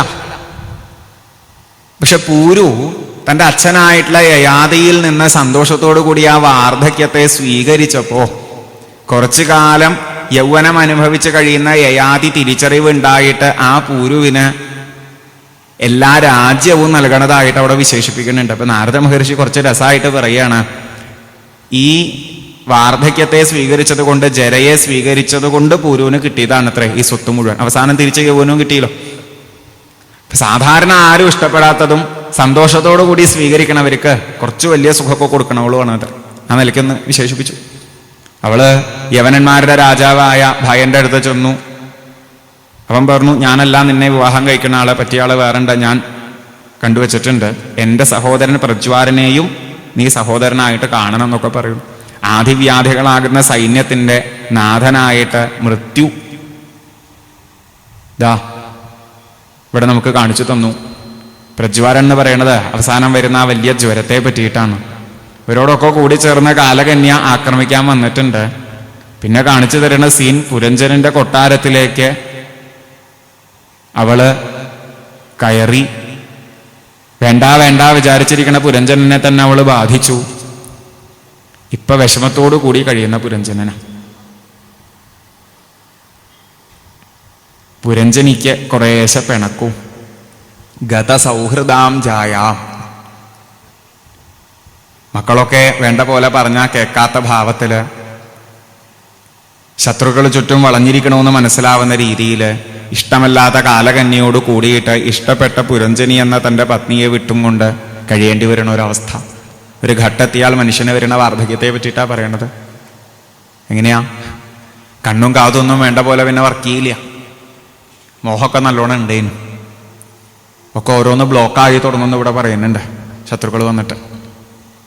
ഇപ്പം എന്താ ഉണ്ടാവുക ചോദിച്ചാൽ, കൈ പൊക്കണമെന്നുണ്ട് പറ്റണില്ല, കാലുകൊണ്ട് നടക്കണമെന്നുണ്ട് പറ്റണില്ല, കണ്ണുകൊണ്ട് കാണണമെന്നുണ്ട് പറ്റണില്ല, കാതുകൊണ്ട് കേൾക്കണമെന്നുണ്ട് പറ്റണില്ല. സംസാരിക്കുമ്പോഴൊക്കെ എന്നുള്ള ശബ്ദമൊക്കെ കൂടി കൂടി വരിക.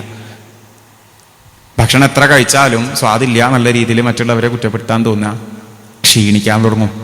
ഇതുവരെ അനുഭവിച്ച അത്തരത്തിലുള്ള സുഖമൊന്നും ഇതൊന്നും അങ്ങോട്ട് കിട്ടാണ്ടാവുക. വേണമെന്ന് മോഹം ഉണ്ടേ. കുറെ രോഗങ്ങൾ വരികയായി. കുറച്ച് കഷ്ടമാണ് അവസാനത്തെ കാലം. അങ്ങനെയൊക്കെ പിന്നെ ശത്രുക്കൾ ഒന്നടങ്കം കൂടെ ആക്രമിച്ചു കഴിഞ്ഞാൽ, 5 തലയുള്ള പാമ്പ് ക്ഷീണിച്ചാൽ പുരഞ്ജനനെ പുറത്താക്കുകയാണ് കൊട്ടാരത്തുനിന്ന്. ഈ കൊട്ടാരം ദഹിപ്പിച്ച് കളയണു. ആ പോകുന്ന സമയത്ത് ഇതിനെയൊക്കെ വിട്ടുപിരിയേണ്ടി വരുന്ന ഒരു വിഷമത്തിൽ കഴിയുന്ന പുരഞ്ജനൻ, അവള് ഞാനുണ്ടില്ലെങ്കിൽ ഉണ്ണാറില്ല, ഉറങ്ങിയില്ലെങ്കിൽ ഉറങ്ങാറില്ല, മക്കളെ പറ്റിയിട്ട് ഭൃത്യന്മാരെ പറ്റിയിട്ട് വിഷമിച്ചിട്ടാണ് പോവുക. നമ്മളൊക്കെ അതെ, ഇനി കാണാൻ ഇനി കേൾക്കാൻ ഇതൊന്നുമില്ല, ഈ ലോകമൊന്നും അല്ല എന്നൊക്കെ ഇങ്ങനെ ചിന്തിക്കുമ്പോൾ വലിയ വിഷമാണ്. അതാണ് ഭംഗിയായിട്ട് കാണിച്ചു തരുന്നത്. നീ ഇത്തരത്തില് ശരീരം വിട്ട പുരഞ്ജനൻ പിന്നീട് വിദർഭയിലെ രാജകുമാരിയായി വന്നതിനെ പറ്റിയിട്ടാണ് ആ കഥയിൽ സൂചിപ്പിക്കുക എന്നുണ്ടെങ്കിൽ, നമ്മളെയൊക്കെ സംബന്ധിച്ച് അതെത്താറായിട്ടില്ല. അതിൻ്റെ ഇടയിൽ ഇഷ്ടം പോലെ ഇനിയും കഴിയാണ്ട് എന്ന് പറഞ്ഞാൽ, സത്സംഗത്തിലൂടെ ഒരു തിരിച്ചറിവ് ഉണ്ടാവുന്ന ഭാവം അവിടെ കാണിച്ചു തന്നതെന്നുണ്ടെങ്കിൽ, അതിനു മുമ്പേ ആ ഭാഗം വിശദീകരിക്കുമ്പോൾ പിന്നീട് നാരദ മഹർഷി എന്നെ പ്രാചീന വിഹസിന് പറഞ്ഞു കൊടുക്കുന്നുണ്ട്. എത്രയോ ജന്മങ്ങൾ എടുത്തു പോണൂന്ന. തഥാ കാമാശയോ ജീവ ഉച്ചാവചപഥാഭ്രമൻ ഉപര്യധോ വാ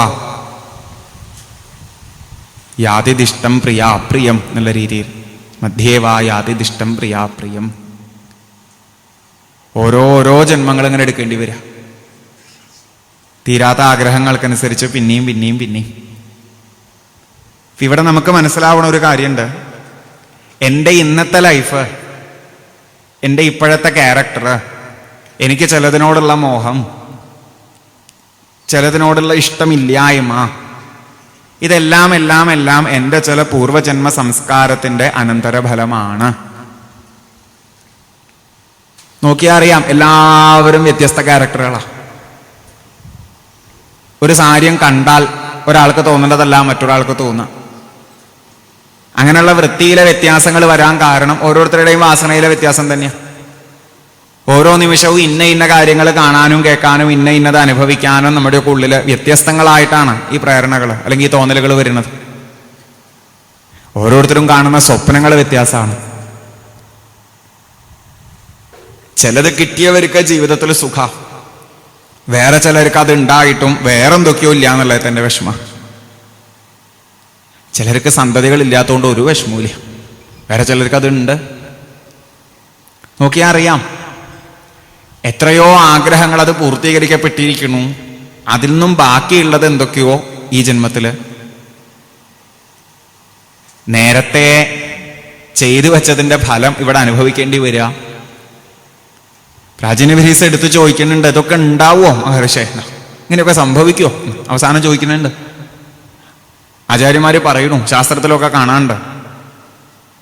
എന്താ സംശയം? ഈ ശരീരം വിട്ടിട്ട് ജീവാത്മാവിന് മറ്റൊരു ശരീരം എടുക്കേണ്ടി വരിക, ഈ ശരീരത്തിലിരുന്ന് ചെയ്ത കർമ്മങ്ങളൊക്കെ അവിടെ ഒരു സംസ്കാര രൂപത്തിൽ ഉണ്ടാവുക, അതതിന്റെ ഫലങ്ങളിലേക്ക് എത്തിക്കുക എന്നൊക്കെ പറഞ്ഞാൽ നല്ല ഉറപ്പുണ്ട് 2017 ഡിസംബർ 23 പടി ഇരുന്ന് കേൾക്കണം നമുക്കാർക്കും ഈ ജന്മങ്ങളെ പറ്റി നിശ്ചയില്ല എന്നുള്ളത്. പക്ഷേ ഒരു മഹാത്മാവ് പറഞ്ഞു കേൾക്കണത്, എത്രയോ മഹാത്മാക്കൾ ഭംഗിയായിട്ട് നമുക്ക് പറഞ്ഞു തരണ ഒരു കാര്യമുണ്ട്. എല്ലാവരും തന്നെ പറയണു, നോക്കൂ, നിങ്ങൾക്ക് അറിയില്ലാച്ചിട്ട് തെറ്റാ പറയരുത്, നിങ്ങൾക്ക് അനുഭവം ആവണില്ല എന്ന് കരുതിയിട്ട് ഇല്ലാത്തതാന്ന് പറയരുത്, വിശ്വസിക്കാതിരിക്കരുത്. വിശ്വസിച്ചാലും വിശ്വസിച്ചില്ലെങ്കിലും കുഴപ്പമാണെന്ന് അദ്ദേഹം പറയാം. വിശ്വസിച്ചാല് ജന്മങ്ങളുണ്ട് ജന്മങ്ങളുണ്ട് ജന്മങ്ങളുണ്ട് എന്നുള്ള പറച്ചില് മാത്രമേ ഉള്ളൂ. വിശ്വസിച്ചില്ലെങ്കിലോ ഒരു കാലത്തും ഇതറിയാട്ട് പോണില്ല. അറിയാനുള്ളൊരു ത്വര വരണമെന്ന്. നമുക്കത് അനുഭവമാവുമ്പോൾ മാത്രമേ നമുക്ക് നമ്മുടെ ജീവിതത്തെ ഭംഗിയായിട്ട് ഒബ്സർവ് ചെയ്ത്, ചുറ്റുള്ളവരുടെ ജീവിതങ്ങളെയും ഭംഗിയായിട്ട് ഒബ്സർവ് ചെയ്ത് ഈ ജന്മങ്ങളുടെ ചിന്തയിലേക്ക് നമുക്ക് തന്നെ ഒന്ന് എത്തിച്ചേരാറാവണം. അപ്പോഴേ മനസ്സിലാവുള്ളൂ. അല്ലാണ്ട് ഏതെങ്കിലും ഒരു ജ്യോത്സ്യം പറഞ്ഞുകൊണ്ട് നമുക്ക് തോന്നില്ല ആവുമായിരിക്കും എന്നാ നമ്മൾ പറയാ. എന്ത് പൂർവ്വജന്മ കർമ്മദോഷം എന്നൊക്കെ പറഞ്ഞാല് ഞാൻ എന്ത് ചെയ്തിട്ടാ നമുക്കറിയില്ല. എന്തിനാ ചൊവ്വ വന്നിട്ട് എൻ്റെ എട്ടിലിരിക്കണതെന്ന് ചിലർ ചോദിക്കുന്നുണ്ട്. ചൊവ്വയ്ക്ക് ഒരു ദേഷ്യം ഉണ്ടായിട്ടല്ല, പണ്ടെപ്പോഴോ ചെയ്ത പ്രവൃത്തികളുടെ ഫലമായിട്ട് ഈ ജന്മത്തില് ചിലപ്പോ ഒരു വിവാഹബന്ധത്തിന് തടസ്സങ്ങൾ ഉണ്ട് എന്ന് പറഞ്ഞു തരികയാണ്. അപ്പോഴും നമുക്ക് സംശയം, ഞാൻ അങ്ങനെയൊക്കെ ചെയ്തിട്ടുണ്ടോ? നമുക്ക് അറിയില്ലല്ലോ. അല്ലെങ്കിൽ അത് അറിയുന്നവരോടല്ല നമ്മൾ സമ്പർക്കം ചെയ്യണത്. ഈ കുഴപ്പം ഇപ്പൊ ഇവിടെ എടുത്തു പറയണു. ഒരു ശരീരത്തിലിരുന്ന് പ്രവൃത്തികൾ ചെയ്യുന്നു, ഇതൊക്കെ അനുഭവിക്കണമെന്ന് പറഞ്ഞാൽ സ്ഥൂല ശരീരം കേവലം ഒരു ഉപകരണം മാത്രമാണെന്നും മെയിനായിട്ട് ഇതിന് പിന്നിൽ പ്രവർത്തിക്കണത് ഒരു ലിംഗശരീരമാണെന്നും പറയും. ലിംഗശരീരം എന്ന് പറഞ്ഞാൽ കുറെ വാസനകളും എല്ലാം കൂടി ചേർന്ന് ഇവിടെ പറയുക 10 ഇന്ദ്രിയങ്ങളും പഞ്ചതന്മാത്രകള് ഒക്കെ കൂടി ചേർന്ന ഒരു ഭാവമായിട്ടാണ് ജീവൻ നമ്മൾ വിളിക്കണത്. ഇത്തരത്തിൽ ശോഭിക്കുന്ന ആ ഒരു ഭാവത്തെയാണ്. അതായത് ചൈതന്യം തന്നെ തൻ്റെ യഥാർത്ഥ ഭാവത്തെ മറന്നുകൊണ്ട് എന്തോ വിധ മോഹങ്ങളിലേക്ക്, എന്തോ ചിലത് കൂടി കിട്ടിയാലേ താൻ പൂർത്തീകരിക്കപ്പെടുള്ളൂ എന്നുള്ള ഭാവങ്ങളിലേക്ക് വന്നിരിക്കുന്ന ഒരവസ്ഥ.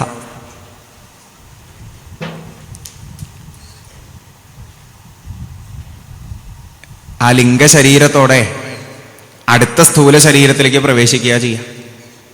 നാരദ മഹർഷി പറയാൻ മറന്നിട്ടില്ല, ഒരു സ്ഥൂല ശരീരം വിട്ട് അടുത്ത സ്ഥൂല ശരീരത്തിലേക്ക് കടക്കുന്നതിന് മുമ്പ് അവിടെ പൂർണ്ണമായിട്ടും ആയിട്ടുമില്ല, ഇവിടുന്ന് പിടി പൂർണ്ണമായിട്ടും വിട്ടിട്ടുമില്ല എന്ന രീതിയിലും ഉണ്ട് അത്രേ കുറച്ച് അവസ്ഥകൾ, അല്ലെങ്കിൽ കുറച്ച് സമയം.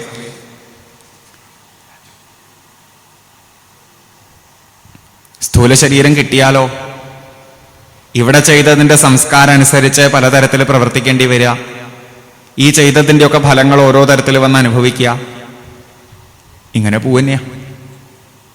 ഓരോരുത്തരുടെയും വിധി ഇത്തരത്തില് നമുക്ക് കാണിച്ചു തരും. വ്യത്യസ്തമാണ്. ഇവിടെയാണ് നമ്മൾ നേരത്തെ ഈ ഒരു അനുസ്മരണം തുടങ്ങിയപ്പോൾ പറഞ്ഞ കുറച്ച് ചോദ്യങ്ങളുടെ ഉത്തരം വരുന്നത്.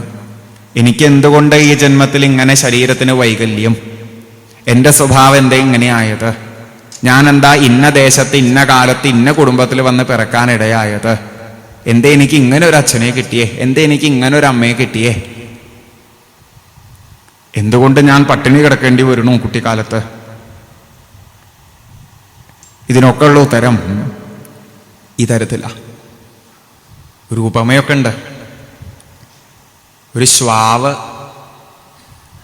വഴി കൂടെ കാണുന്ന സകലരുടെയും പിന്നാലെ പോവത്രേ വാലാട്ടിയിട്ട്, എന്തെങ്കിലും കിട്ടും കിട്ടും എന്ന് വിചാരിച്ചിട്ട്. നമ്മളൊക്കെ കാണുന്ന ഉദാഹരണമല്ലേ. എന്താ ചെയ്യുക? ചിലരുടെ നിന്ന് നല്ല കല്ല കിട്ടുക, വേറെ ചിലരുടെ നിന്ന് എന്തെങ്കിലും കഴിക്കാനുള്ളത് കിട്ടും. ദണ്ഡം ഓദനമേവവാ. ഇതുപോലെയാണ് നമ്മൾ ഓരോരുത്തരും ഓരോ ശരീരം എടുത്ത് ഓരോ അനുഭവങ്ങളിലൂടെ പോണത്. ഒന്ന് ചുറ്റും ശ്രദ്ധിച്ചാൽ മതി. ഓരോ ജീവിതങ്ങളും ഓരോ അനുഭവ തലങ്ങളും എത്ര വെറൈറ്റിയാ കാണാൻ പറ്റുക നിശ്ചയുണ്ടോ? കർമ്മഗതി എന്ന് പറയണത്, അതിലൂടെ ഈ പലവിധ ജന്മങ്ങളിലൂടെ ഓരോരുത്തർക്ക് പോവേണ്ടി വരണത് കഴിയണില്ല എത്രയായാലും. ഇതൊന്നും ശ്രദ്ധിക്കാൻ പോലും പറ്റാതെ കണ്ട ഞാനും എൻ്റെ അമ്മ, എൻ്റെ അച്ഛൻ, എൻ്റെ ഭാര്യ, എൻ്റെ മക്കള്, എൻ്റെ ഭർത്താവ് എന്നൊക്കെ പറഞ്ഞിട്ട് അവർക്കൊക്കെ അത് കിട്ടണ്ടേ നാളെ എനിക്ക് സുഖാവുള്ളൂ എന്നൊക്കെ ചിന്തിച്ച് ആ ഒരു ലോകത്താണ്.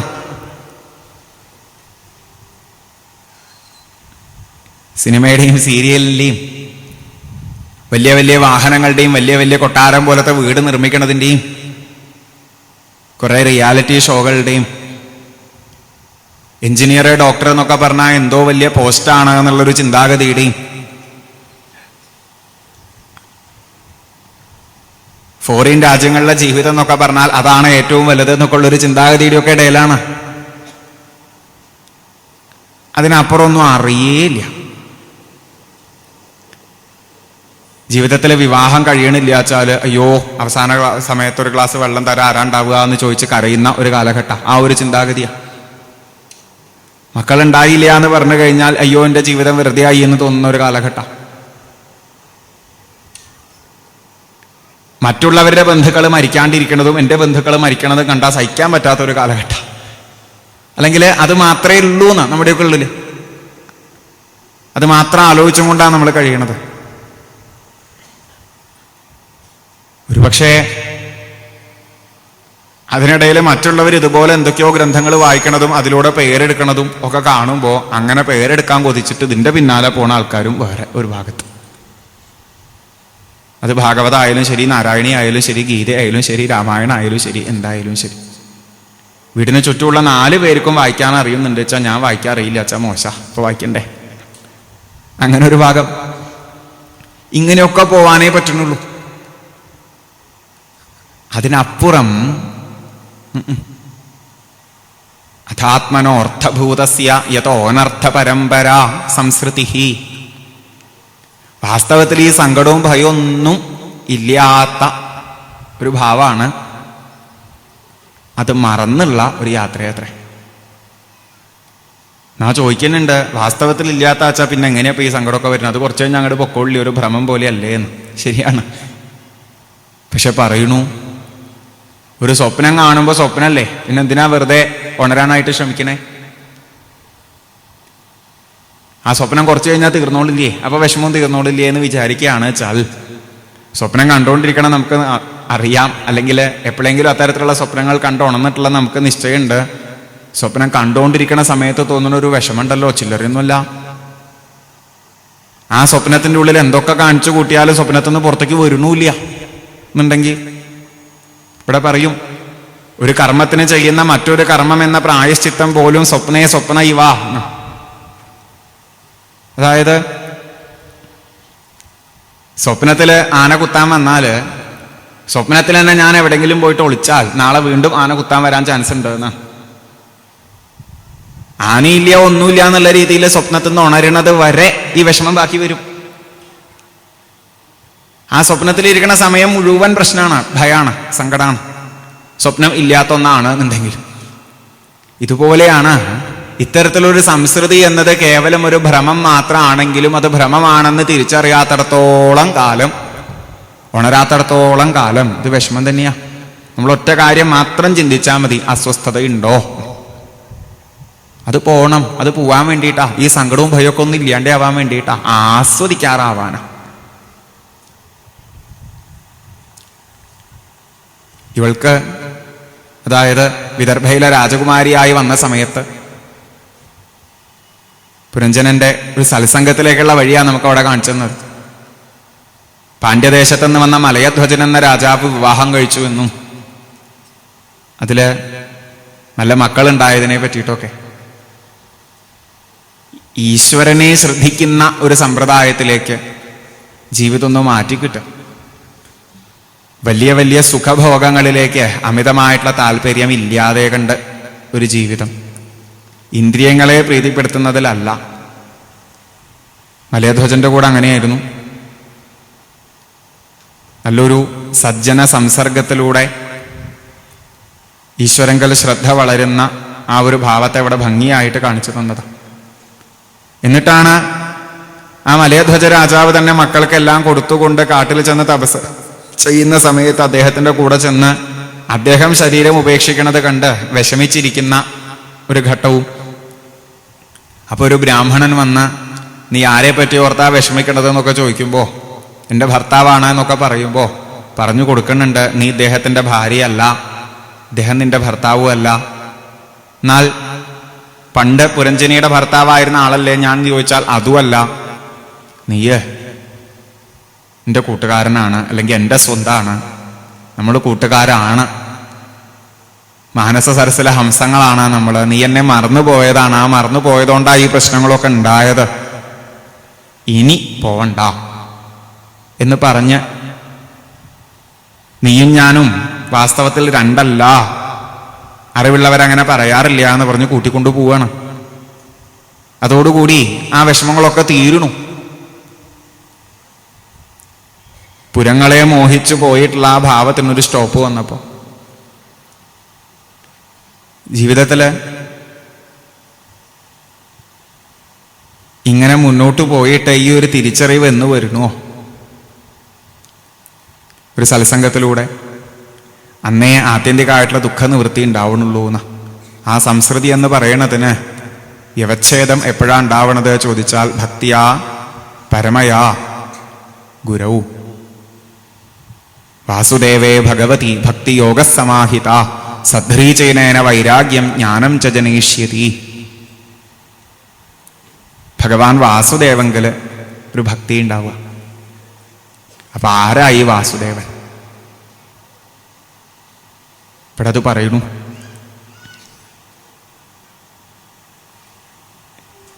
സവൈ പ്രിയതമശ്ചാത്മാ ഹരിർദേഹഭൃതാമാത്മാ സ്വയം പ്രകൃതിരീശ്വര എന്നൊക്കെ. പിന്നെ ഇത്തരത്തിൽ ഇന്ന സ്ഥലത്ത് എന്തൊക്കെയോ വേഷങ്ങളിലൂടെ പോയിക്കൊണ്ടിരിക്കുന്ന ഒരാളാണ്, അല്ലെങ്കിൽ ഇന്ന ഇന്ന സ്ഥാനത്തിരിക്കുന്ന ആളാണ് എന്ന് അഭിമാനിക്കുന്ന എനിക്ക് ഈ ഒരു അഭിമാനത്തിന് പോലും ആധാരമായിക്കൊണ്ട് കുടികൊള്ളുന്നത് ചില ചില വാസനകളനുസരിച്ച് വീണ്ടും വീണ്ടും പലവിധ പ്രേരണകളും നൽകണത് എല്ലാം ആ ഹരിയാണ്, ആ വാസുദേവനാണ്. ഈ ഞാൻ ആ വാസുദേവന്റെ അംശമാണ്. ആ വാസുദേവനോട് ചേർന്നിട്ടാണ് എൻ്റെ സ്വസ്ഥിതി. അത് മറന്നുപോകും. ഏറ്റവും ചുരുങ്ങിയ രീതിയിൽ ഒന്ന് ആലോചിച്ചാൽ മതി. ഞാൻ ഇന്ന് മകനാണ്, മകളാണ്, ഭാര്യയാണ്, ഭർത്താവാണ്, ആണാണ്, പെണ്ണാണ്, അതാണ്, ഇതാണ് എന്നൊക്കെ പറയുന്ന സമയത്തും ആരാ എന്ന് ചോദിച്ചാൽ ഒരു ജീവനാണ് എന്ന് പറയാൻ പറ്റുമോ? കുറച്ചൊന്ന് ആലോചിച്ചാൽ മനസ്സിലാവണതാ. ഞാൻ ആരാ ചോദിച്ചാൽ ഒരു ജീവനാ. പേരൊക്കെ കുറച്ച് കാലത്തേക്കുള്ള ടെമ്പററി ആയിട്ടുള്ള ചില സാധനങ്ങൾ. ഞാൻ ആരാ ചോദിച്ചാൽ ഒരു ജീവനാണ്. കുറേ മനുഷ്യ ശരീരങ്ങളിൽ കാണുന്നതൊക്കെ ഇതുപോലെ ജീവനാണ്. ചുറ്റും മൃഗങ്ങളിലും പക്ഷികളിലും ഒക്കെ കാണുന്നത് ഇതുപോലെ ജീവനാണ്. പ്രത്യേക വാസനകളിലെ ആഗ്രഹങ്ങളിലെ എന്തൊക്കെയോ അനുഭവങ്ങളിലൂടെ പോകുന്ന ഭാവമായിട്ട് അതെന്നെ അറിയണത് ഒരു സ്റ്റെപ്പാ. അങ്ങനെയൊക്കെ പോയി ഇന്ന് ഞാൻ കൺമുന്നിൽ കാണുന്ന ഈ ഒരു ലോകം ഇതായി വിളങ്ങുന്നതും എന്നെ പ്രേരിപ്പിക്കുന്നതും വാസ്തവത്തിൽ ഞാനായിരിക്കുന്നതും എല്ലാം ആ ഒന്നാണ് എന്നൊന്ന് തിരിച്ചറിയാം. ഇവിടെ പറയും, സ്ഥിതി ഉൽപ്പത്തി അപ്യയായത പശ്യൻ തദാത്മകം വിശ്വം സ്ഥിതി ഉൽപ്പത്തി അപ്യയായത. നമ്മളൊക്കെ ധാരാളം കേട്ടിട്ടുള്ളത് പോലെ അല്ലെങ്കിൽ വായിച്ചിട്ടുള്ളത് പോലെ ഈ വിശ്വത്തിൻ്റെ സൃഷ്ടിസ്ഥിതി സംഹാരാദികൾക്ക് കാരണമായിരിക്കുന്നത് ഏതൊന്നിൽ നിന്നുണ്ടായോ, ഏതൊന്നിൽ നിലനിൽക്കണോ, ഏതൊന്നിലേക്ക് ലയിക്കണോ, ഏതൊന്നു തന്നെയോ ഇത് എന്ന് പറയണ്ടായി. ഈ ഞാൻ ഏതൊന്നിൽ നിന്നുണ്ടായോ, ഈ ഏതൊന്നിൽ നിലനിൽക്കണോ, ഏതൊന്നിലേക്ക് തന്നെ ലയിക്കുവോ, ഈ ഞാൻ വാസ്തവത്തിൽ എന്താണോ അത് ബോധമാണ്, അറിവാണ്, എന്തോ ചിലരുടെ ഭാഷയിൽ ഊർജമാണ്, ഗുരുവായൂരപ്പനാണ്, ഭഗവാനാണ്. നമ്മൾ പലതരത്തിൽ പറയുന്നു. ഒന്ന്, ഒരു വഴി നേരെയാക്കി കിട്ടിയാൽ ബാക്കി ശരിയായിക്കോളും. ഇവിടെ അത് പറയുന്നുണ്ട് നാരദ മഹർഷി. ഭാഗവതന്മാര് പാടി നടക്കുന്ന ഇത്തരത്തിലുള്ള കഥകളെ അല്ലെ ആശയങ്ങളെ എപ്പോഴാണോ ഒന്ന് ശ്രദ്ധിക്കാനും സ്വീകരിക്കാനും തോന്നുന്നത് അന്ന് മാത്രമേ ഈ രീതിയിൽ ഒരു ഭാവം വളർന്നു വരുള്ളൂ. മാറിമറിയുന്ന ഭാവങ്ങളിലുള്ള അമിതമായിട്ടുള്ള ശ്രദ്ധ വിട്ടെല്ലാമായി വിളയാടിക്കൊണ്ടിരിക്കുന്ന ഈശ്വരഭാവത്തിൽ ഒരു ശ്രദ്ധ ഉറയ്ക്കാൻ എത്രയോ അവസരങ്ങൾ നമ്മുടെ ചുറ്റുമുണ്ട്. അതിനൊന്ന് ശ്രവിക്കാറാവുക. എന്നാൽ പ്രാണേന്ദ്രിയ മനോധർമ്മങ്ങളൊന്നും പിന്നെ ഇല്ലാന്നാണ്.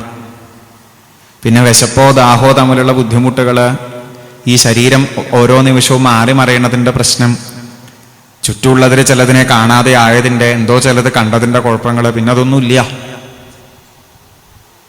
പിന്നൊരു പരമാനന്ദ. ഇത് ഒരു ലീലയാണെന്ന് തിരിച്ചറിയുമ്പോൾ, ഒരു ആസ്വാദനാണെന്ന് തിരിച്ചറിയുമ്പോൾ, എത്രയോ മഹാത്മാക്കൾ ഇത് പറയുന്നു വീണ്ടും വീണ്ടും നമ്മുടെ അടുത്ത്. അനുഭവസ്ഥര് വളരെ ഭംഗിയായിട്ട് നമുക്ക് പറഞ്ഞു തരും. നമ്മളൊക്കെ എന്തോ ചില ആഗ്രഹങ്ങൾ ഉള്ളിൽ തോന്നുമ്പോൾ ഒന്ന് ഭംഗിയായിട്ട് കളിക്കാൻ വേണ്ടി പോണതുപോലെ, ഒന്ന് ഭംഗിയായിട്ട് കളിച്ച് ആ ആഗ്രഹം തീർത്തിരിക്കുന്നത് പോലെ എല്ലാത്തിനെയും ഭംഗിയായിട്ട് ഒരു ലീലയായിട്ട് ആടുകയാണ് ഇവിടെ. എന്നാൽ അതും ഒരു ഭാഗത്തെ സംശയമായിട്ട് പിന്നെയും ചോദിക്കുന്നുണ്ട്, ഇങ്ങനെയൊക്കെ ആഗ്രഹങ്ങളും വരാവോ? ഒന്നുമില്ലാതിരിക്കുന്ന ആ പരമാത്മഭാവത്തിന് അതും കൺഫ്യൂഷനാ. അപ്പൊ ഇവിടെ പറയും മൊത്തം കൺഫ്യൂഷനാ, അതാണ് മായ എന്ന് വിളിക്കുന്നത് എന്ന്. നമുക്ക് അനുഭവം ആവുന്നത് വരെ കേവലം ചില വാക്കുകൾ കേൾക്കണതോ വായിക്കണതോ അങ്ങോട്ട് പൂർണ്ണമായ സമാധാനം തരില്ല. പക്ഷെ ഉള്ളിൽ ഓരോ നിമിഷവും ഇത് അറിയാനുള്ളൊരു ത്വരയുണ്ടായാൽ, അത്തരത്തിൽ തന്നെ ശ്രദ്ധിക്കാൻ ഒരു ഭാവം ഉണ്ടായാൽ, മറ്റ് ലൗകിക വസ്തുക്കളിലുള്ള താല്പര്യങ്ങളൊന്ന് കുറഞ്ഞു വന്നാൽ വേഗം കേറും. ഒരു വരി ഭാഗവത ഗ്രന്ഥത്തിൽ ആ ഭാഗത്ത് കാണുന്നത് എപ്പോഴും ഓർക്കാറുണ്ട്. നാരദ മഹർഷി പ്രാചീന ബർഹിസിനോട് പറയാ, എളുപ്പമല്ലാട്ടോ പ്രാചീന ബർഹിസ ഈ ഒരു മാറ്റം എല്ലാവർക്കും. യഥാ യം അനുഗൃഹാതി ഭഗവാൻ ആത്മഭാവിത സ ജഹാതി മതിം ലോകേ വേദേച പരിനിഷ്ഠിത. അതായത് എപ്പോഴാണോ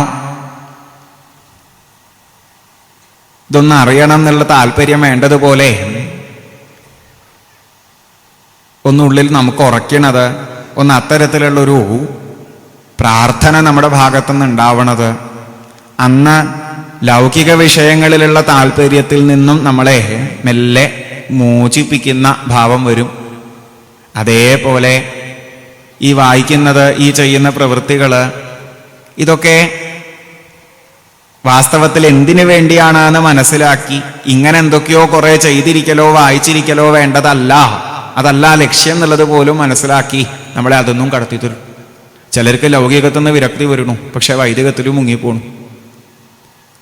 അന്ന് രണ്ടൊന്നും വിട്ടുകൊണ്ട് ഇതിനെ അനുഭവമാവുന്ന ആ ഒരു നിലയിലേക്ക് വളരെ ചുരുക്കം ചിലർക്ക് മാത്രം അതവിടെ പറയും നാരദ മഹർഷി. പ്രാചീന ബർഹിസിനോടൊരു സൂചനയും മറക്കണ്ട. മുമ്പില് പിടിച്ചു തിന്നാൻ കാത്തിരിക്കുന്ന ചെന്നായ്ക്കളെയും പിന്നില് അമ്പയ്യാൻ നിൽക്കുന്ന വേടനെയും മറന്നുകൊണ്ട് അല്ലെങ്കിൽ ശ്രദ്ധിക്കാതെ കണ്ട് കുറെ പുല്ല് തിന്ന് കഴിയുന്ന ഒരു മാനിന്റെ അവസ്ഥ. ഇതുപോലെയാ നമ്മൾ ഓരോ നിമിഷവും നഷ്ടമായി പോണത് അറിയണില്ലേ. ഈ ജീവിതം അതില് ഇന്ന് നമ്മൾ നേടിക്കൂട്ടുന്ന എന്തൊക്കെയോ ചില സംഭവങ്ങൾക്ക് അപ്പുറത്തും ചിലത് അറിയേണ്ടതായിട്ടുണ്ട് എന്ന് ഒന്നെങ്കിലും മനസ്സിലാക്കാൻ സാധിച്ചാൽ ഈ ഗ്രന്ഥങ്ങളെയൊക്കെ അത്തരത്തിലൊന്ന് ആശ്രയിക്കാൻ ശ്രമിക്കാം. ഇത്തരത്തിലുള്ള വേദികളും സന്നിധികളും ഒക്കെ ഇത്തരത്തിലുള്ള ആശയങ്ങളെ ഭംഗിയായിട്ട് പങ്കുവെച്ചു തരുന്ന മഹാത്മാക്കളുടെ സാന്നിധ്യമൊക്കെ ഒന്ന് ഭംഗിയായിട്ട് ഉപയോഗപ്പെടുത്താം. അതിലൂടെ മാറ്റം വരും. എൻ്റെ തന്നെ ജീവിതാനുഭവങ്ങളെ ഒന്ന് വേണ്ടതുപോലെ ശ്രദ്ധിക്കാറാവും. ഈ വഴി ഒന്ന് തുറന്നു കിട്ടും, അത് ഉറപ്പാണ്. പ്രാചീന ബൃഹസ്സന്റെ അടുത്ത് കൃപാലുവായിട്ടുള്ളൊരു നാരദൻ വന്നതുപോലെ ഭാഗവതത്തിന് ഒരു ഭാഷയും കൂടിയുണ്ട് ആ ഭാഗത്ത്.